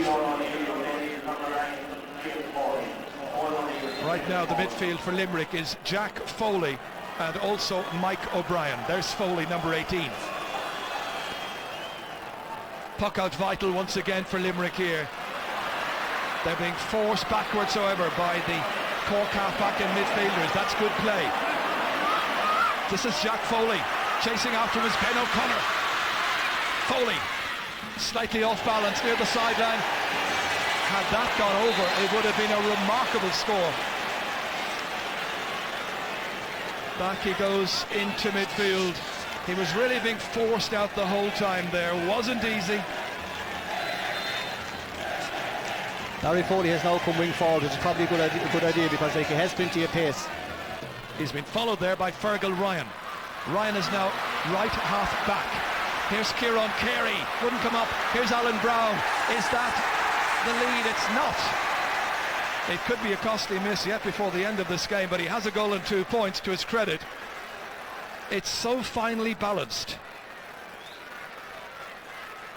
It's tough to be a manager down there. I see Tom Cashman, Eamon Cregan. You wouldn't fancy it, would you? No, thank you. I make it sort of about 12 minutes to go. It can go either way, and that is the beauty of the championship. That's whipped in by Mike O'Brien. Foley was trying to spoon it forward towards Jack Foley, and again it's Barry Foley, won't come up for him. Cork managed to get that ball away out of danger.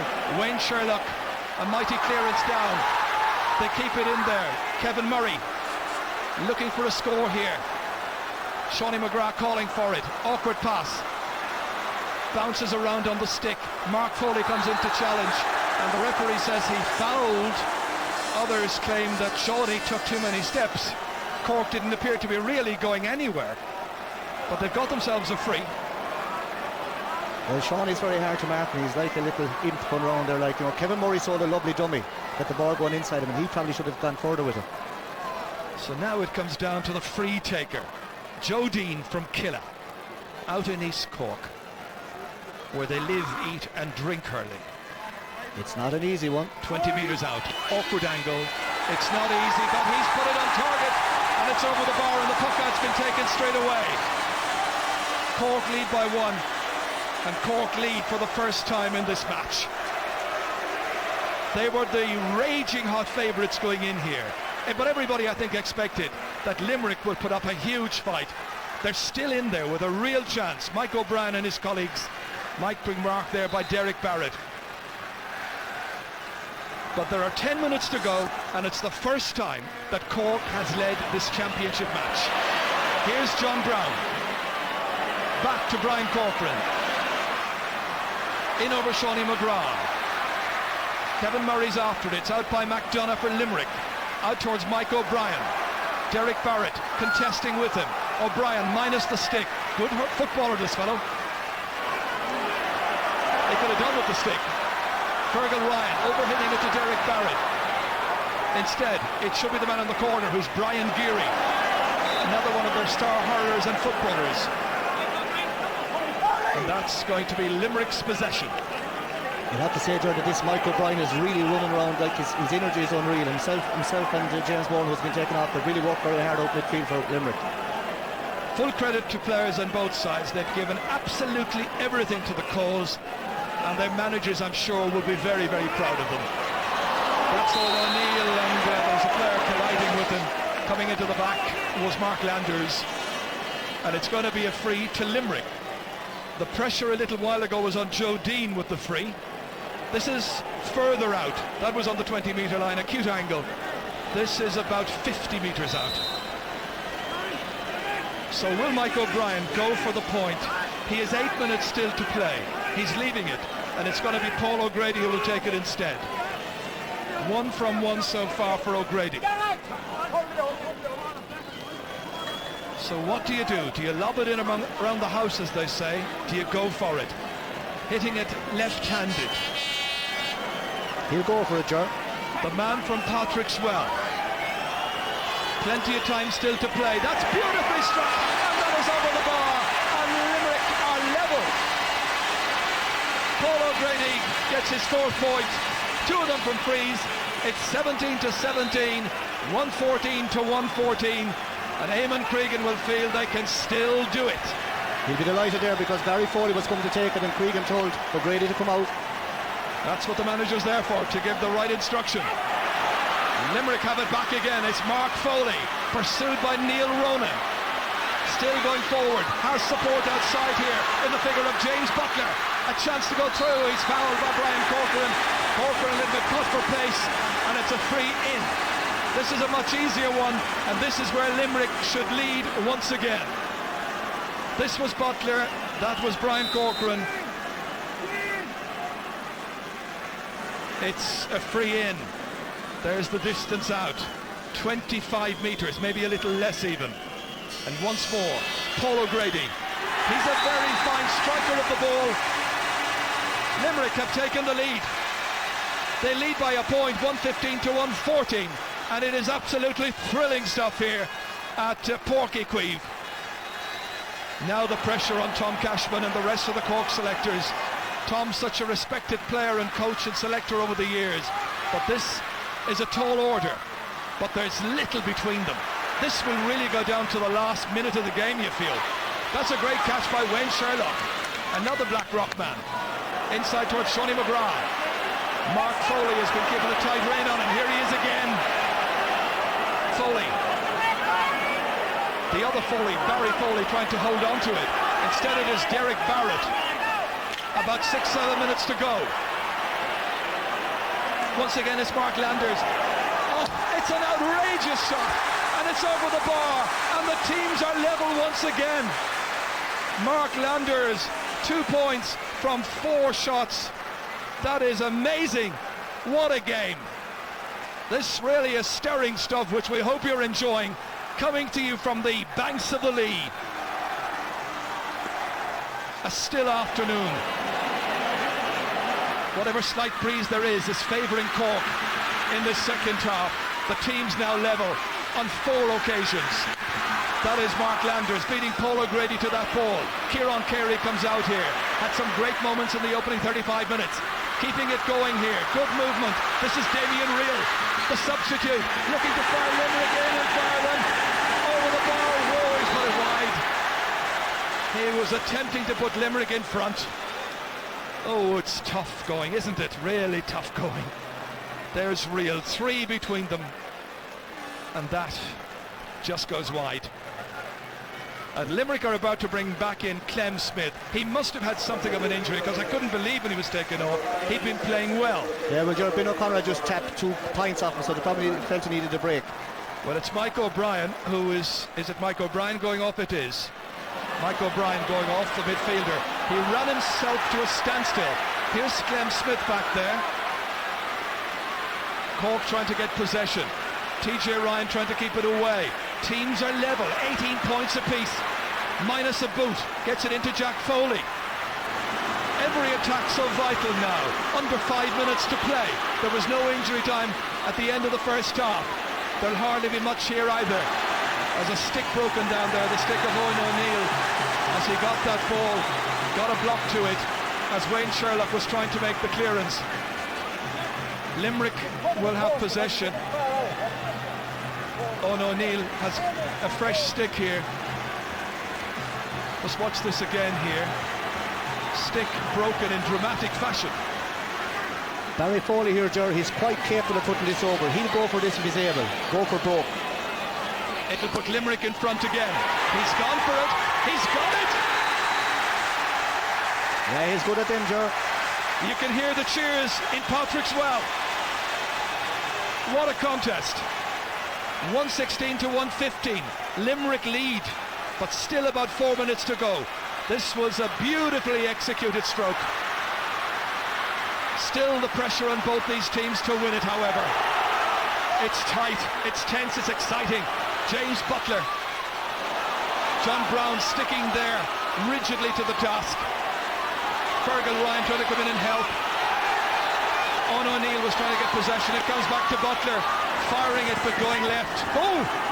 Just for a second there, you wondered whether or not the goalkeeper was letting it out.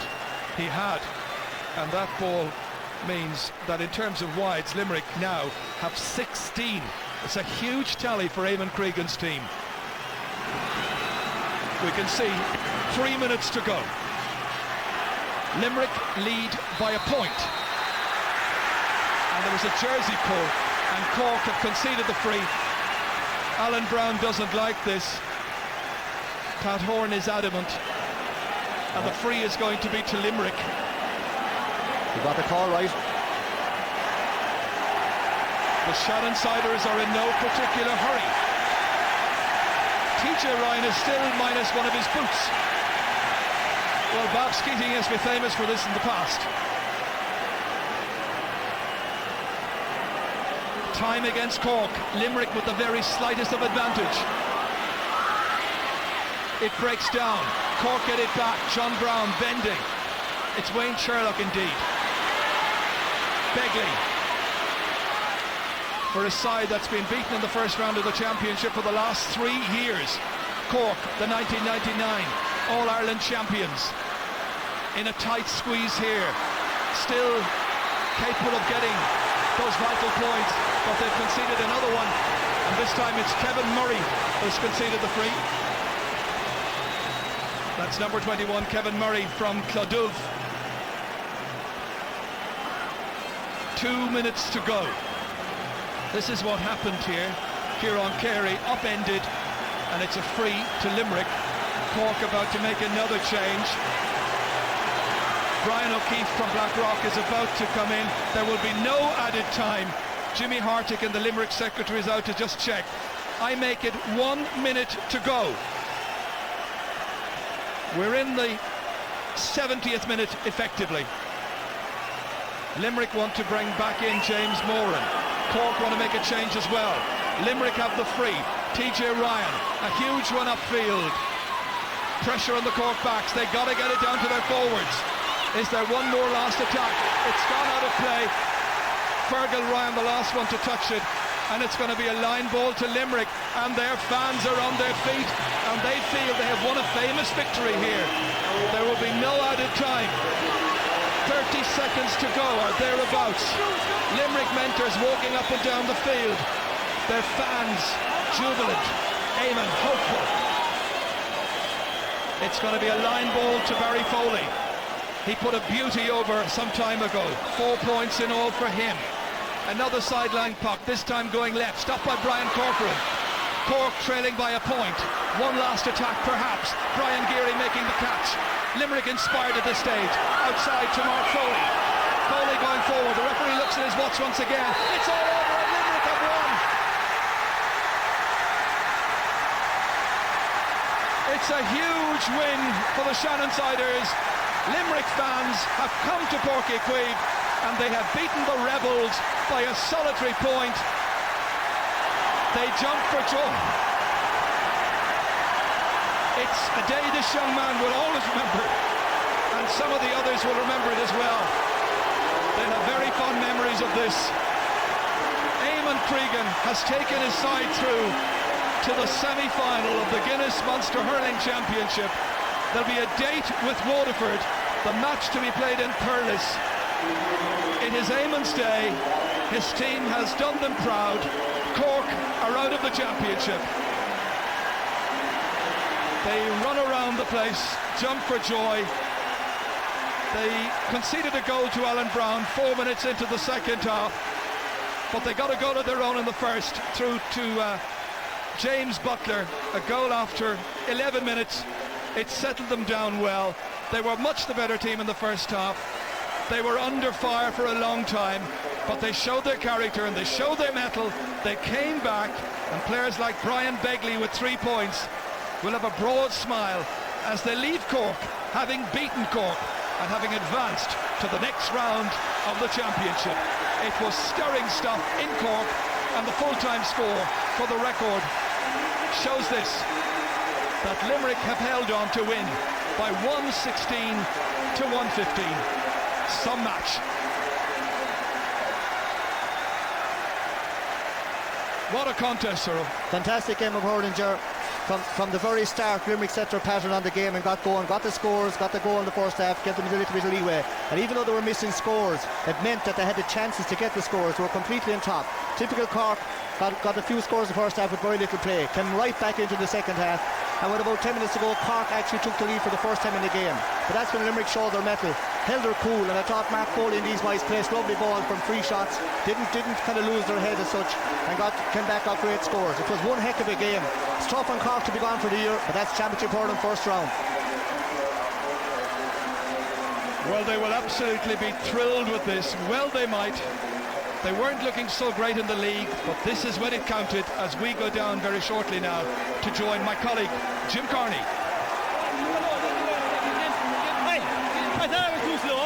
And on pitch side, Eamon Cregan have a word with TJ Ryan, your full-back. You want me to say something to TJ?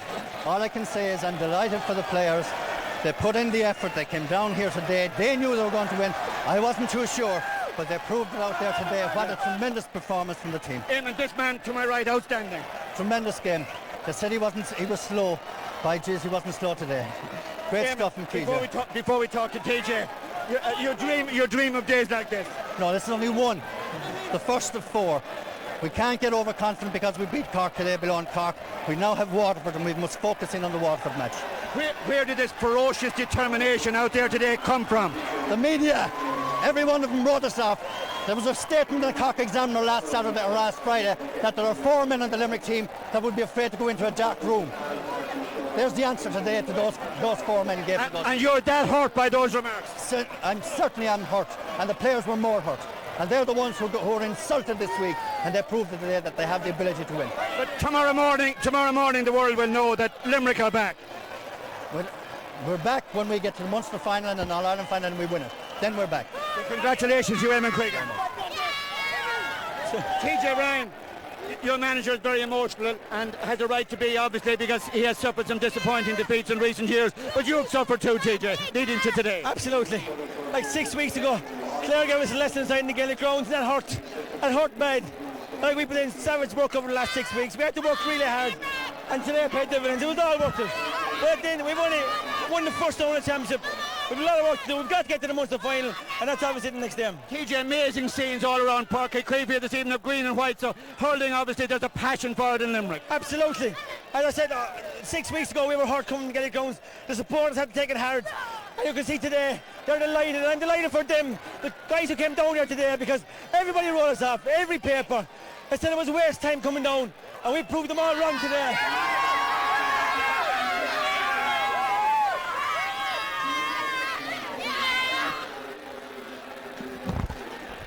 Yeah, indeed. They took a lot of encouragement, I suppose, if you can use that word, from the newspaper articles, and nobody really gave them much of a chance. But my goodness me, they have done it. They go on to play Waterford. Who's to say they won't go further than that? Limerick have won this opening championship match by a point. It doesn't matter about the margin. They're victorious. They are indeed, and from a neutral's point of view, what a pulsating game that was in Páirc Today. To Tomás Mulcahy, commiserations first of all, but you'd be the first to say Limerick deserved every bit of that. Oh yes, without a doubt, and the writing was on the wall even at half-time, and Cork did, in fairness, come into the game more in the second half. When they went to that 1 point ahead, you would say maybe they might tack on another one or two, but it showed the strength and the belief that was in the Limerick team. They came back and they thoroughly deserved their game, and there's no better team to see winning than a match like they did in Limerick. I mean, because they've had their disappointments down in the past, and it sets them off on the road again. And I like the comments of Eamon Cregan afterwards. Like, this is a huge win for them. But like, they've another one in a fortnight's time, and to get Limerick back on the map, they got to get to a Munster final and maybe go to All-Ireland semi-final, All-Ireland final stages. But it was a fantastic performance, and they had courage and heart and belief, and they got some fabulous scores. And I mean, the last couple of scores, Jack Foley won there for Barry Foley from the sideline ball, was absolutely terrific, and it was a fantastic game. If you were neutral to watch hurling, it shows it's one of the best games in the world. Eamon Cregan put his finger on it there, Pete. The people that have written them off, I was watching Sport Irish over the weekend, your colleague from Galway, Sean Bowen-Brandon, Limerick had no chance, he said. Eamon Cregan hadn't got what it takes to be a manager. That was the kind of stuff that spurred them on today. Yeah, I think Sean Bowen has bad memories in Limerick. He crashed a car down for once. I don't think he ever forgave the roads down there for it. But everybody had written them off. In the paper today I said that they had a chance, but they'd have to play out of their skins, and they did play out of their skins. And really it was the young guys that came up trumps today. Barry Foley had a great game, Paul O'Grady had a great game, Brian Geary, a cornerback, Clem Smith, even though he came on and off, he was injured, but Mark Foley was tremendous. And this does more for more than just Limerick hurling. It gives Galway a lift, it gives Wexford a lift, it gives Waterford a lift, it gives everybody who will be underdogs going into games a lift, and it gives you that push, that extra mile, and you'll get it. Limerick were so focused, so concentrated today. They lost their way just after half-time when Cork hit them. Cork came back level, Cork went a pint ahead, but then they showed their true mettle again, and as Tomas said, like the pint that Barry Foley got under pressure, as cool and sweet as could be, it was sheer confidence and belief in his own ability. And Cregan is brilliant at playing the old soldier, poor mouth, bad performance, the fast ball. We were listening about this Super Bowl that Cork have down there for years, and like he was just putting up a smoke screen, taking away from the players. And don't fool yourself for a minute. Those performances at the end of the league, they were deliberate. I reckon they'd be deliberate, that he wouldn't have any focus on the league. Get out now, concentrate on the championship, let Tip and the rest of the boys play away, and we'll come out fighting, and they did. Whether they were deliberate or not, that's another day's work, but there is no doubt about it. It has been Eamon Cregan's day. More chat from the panel after this commercial break.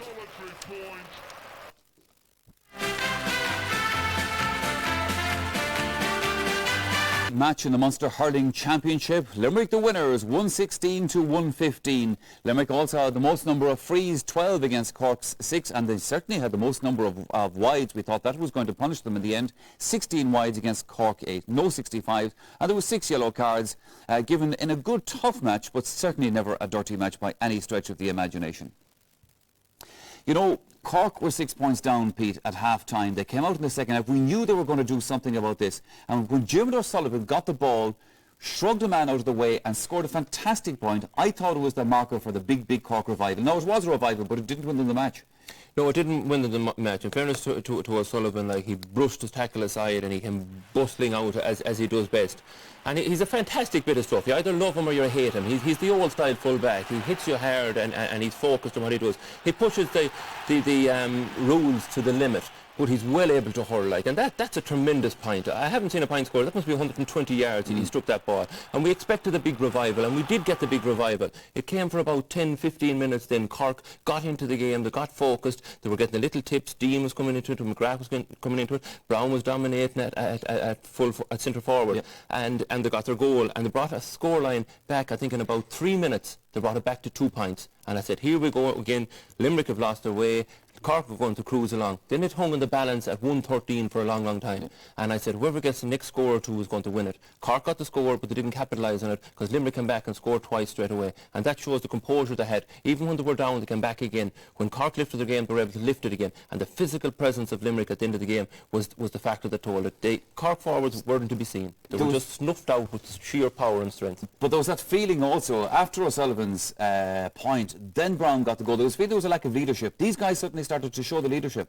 Yes, I mean, when the goal came, I mean, you would say it was a great boost for you in the second half period. And I mean, it's a high ball again that kind of breaks to Alan Brown when he catches it, and he's turned. It isn't the best of shot off his left-hand side, but it's enough to take it past the goalkeeper, and it's a great boost for Cork. But like Peter has said, like in the second half period, I mean, Joe Dean popped up for 1 point. You hadn't seen Chaoimh McGrath in the second half period as well. The inside forwards were starved of possession, and that means to me that you're struggling outside in your half-forward line. And the direction that we took and things like that, we were dependent a lot on high balls coming down the top of the half-forward line, and they tried to catch everything. Hurling is a game about moving the ball when it's on the ground. Let the ball fly, and that's the type of possession Chaoimh McGrath, Ben O'Connor, the Joe Deans of this world thrive on. And today they didn't get that possession inside. Joe was very, very quiet for most of the game. 3 points in frees and 1 point from play. Just illustrates the dominance of the Limerick half-back line in that period.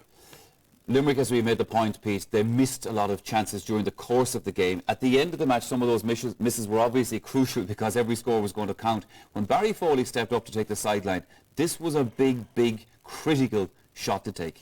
It was. He stepped up and he looked and he said to himself, please God, let this go over and we hold out. And that was one of those Super Bowls as well, Peter. It was one of... oh, was it? Well, it was a Super Bowl that went over the bar. It was a fabulous score, like, and that game had everything. Yes. You know, it had passion, it had speed, it had grit, it had determination, and it had fantastic scores. Like folklore, you hear about this lad who stood up to a sideline ball 70 yards from goal. By the time the Limerick lads get home, it's going to be 65. Tomorrow it's going to be 70 yards over the bar. Like, it had everything. And Foley, in fairness to him, like, he really took on the mantle today, and he scored, I think it was 4 or 5 points in total. But that was a crucial score. 4 points, and Limerick have really matured in a year, haven't they? Sure, you know, since this time last year when they were hammered off the field. They weren't that far, Tomas, off the mark last year. I mean, I've said to people during the week, it was only Joe Dean's goal last year that made a difference in the team, because Limerick were coming back very, very strong at Cork. And it's the ideal preparation to go into a first round of a championship, to be written off by everybody. And if you're inside the dressing room before the match, I'm sure those Limerick guys were bursting out of their socks to get out of the dressing room door and show everybody and prove everybody wrong. And it turned out that way, and you've got to give them credit. I know Cork will be very disappointed, and a lot of people in Cork will be disappointed themselves. But on Munster Championship Day, you've got to be able to play to your strengths, you've got to be able to play to the best of your ability. And unfortunately for Cork today, they didn't do that. The other factor, Pete, is when you remove the champions from the equation, now the door is open. Waterford will be looking at that now as well. Waterford will, and Waterford will take encouragement from that. They'd much prefer, I'm sure, to play Limerick than play Cork, because Cork has the old X on them as well since they emerged in Munster. It's going to be a great battle. Limerick are going to look forward to a good, tough semi-final. And if Limerick get to a Munster final, having those 2 tough games under their belt, they're going to be very, very hard to stop. So we might be all looking at Clare and Tip and saying this is going to be the crunch game. Today you've got a game that will match anything that we're going to see for the rest of the year. And if Limerick get another game like that and could get over Waterford, this is the progression that I spoke about before the game, that they weren't getting. They were getting stopped at the first fence every year. They were getting older and older, and their time was slipping by. Their leaders were getting older. TJ Ryan at full back was tremendous today. Kieran Carey coming back after an absence of a year. Tremendous. Carey did well today. He was getting tired towards the end. He was flapping a bit, but we still put in a big game. Yeah, we were kind of saying maybe they would switch him maybe out to the wing and bring Mark Foley into the centre towards the last 10 minutes, because he seemed to be tired. But he showed in the first half period that he still has a lot to play, a part to play in this Limerick team. And I think as well, Michael, we must give a bit of credit to the referee. I mean, it was a tough, hard, physical game of hurling, but he left it flow and he left it drive on, and I think with his team of umpires and his team of officials, he did a fantastic job today. Today, Pete, was won on sheer determination. What do Limerick need to learn now for the next game against Waterford, from what you've seen out of there? Well, the first thing they need to learn is that none of them won. They've won a game. But, you know, it's progression, and it gives them an opportunity to play another game, which they have to win to get into a Munster final. Then when they get to a Munster final, they know that they have the safety net. They'll be going outside of their own province. They'll be playing a different team, a different blend of hurling. But they have to take great encouragement from the performance. They went behind in the second half. Other Limerick teams who go behind in the second half, having led by 6 points, would falter. They didn't falter. They held their composure. And this gives them tremendous confidence going in against Waterford. They have to get focused. They're still in the championship. A lot of us thought that they wouldn't be there. It's a great day for Limerick hurling, and I'm looking forward to themselves in Waterford. It'll be a great clash again, I'd say. Well, gentlemen, I'm sure you enjoyed it. Maybe, Tomas, you didn't enjoy it all that much, but we still saw a great game of hurling this afternoon. Tomas Mackay, Pete Finnerty, thank you very much for joining me here in the studio. Now, let me just tell you about a few other little details. Looking ahead to our later... by the way, our still stores and our email show here that our email address is gea@rte.ie. If you have any thoughts about today's match, I am sure you have lots of thoughts about all of that. Also, our website, www.rte.ie/GEA. Plenty of views and other opinions on our website there for you.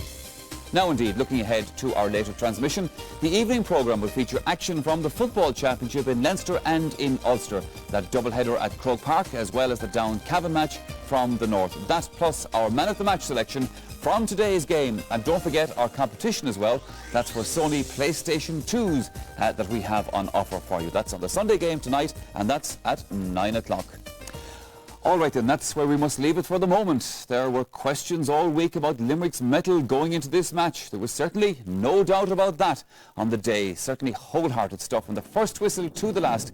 James Butler's goal, the first big signal that Limerick had come to Cork intent on doing damage.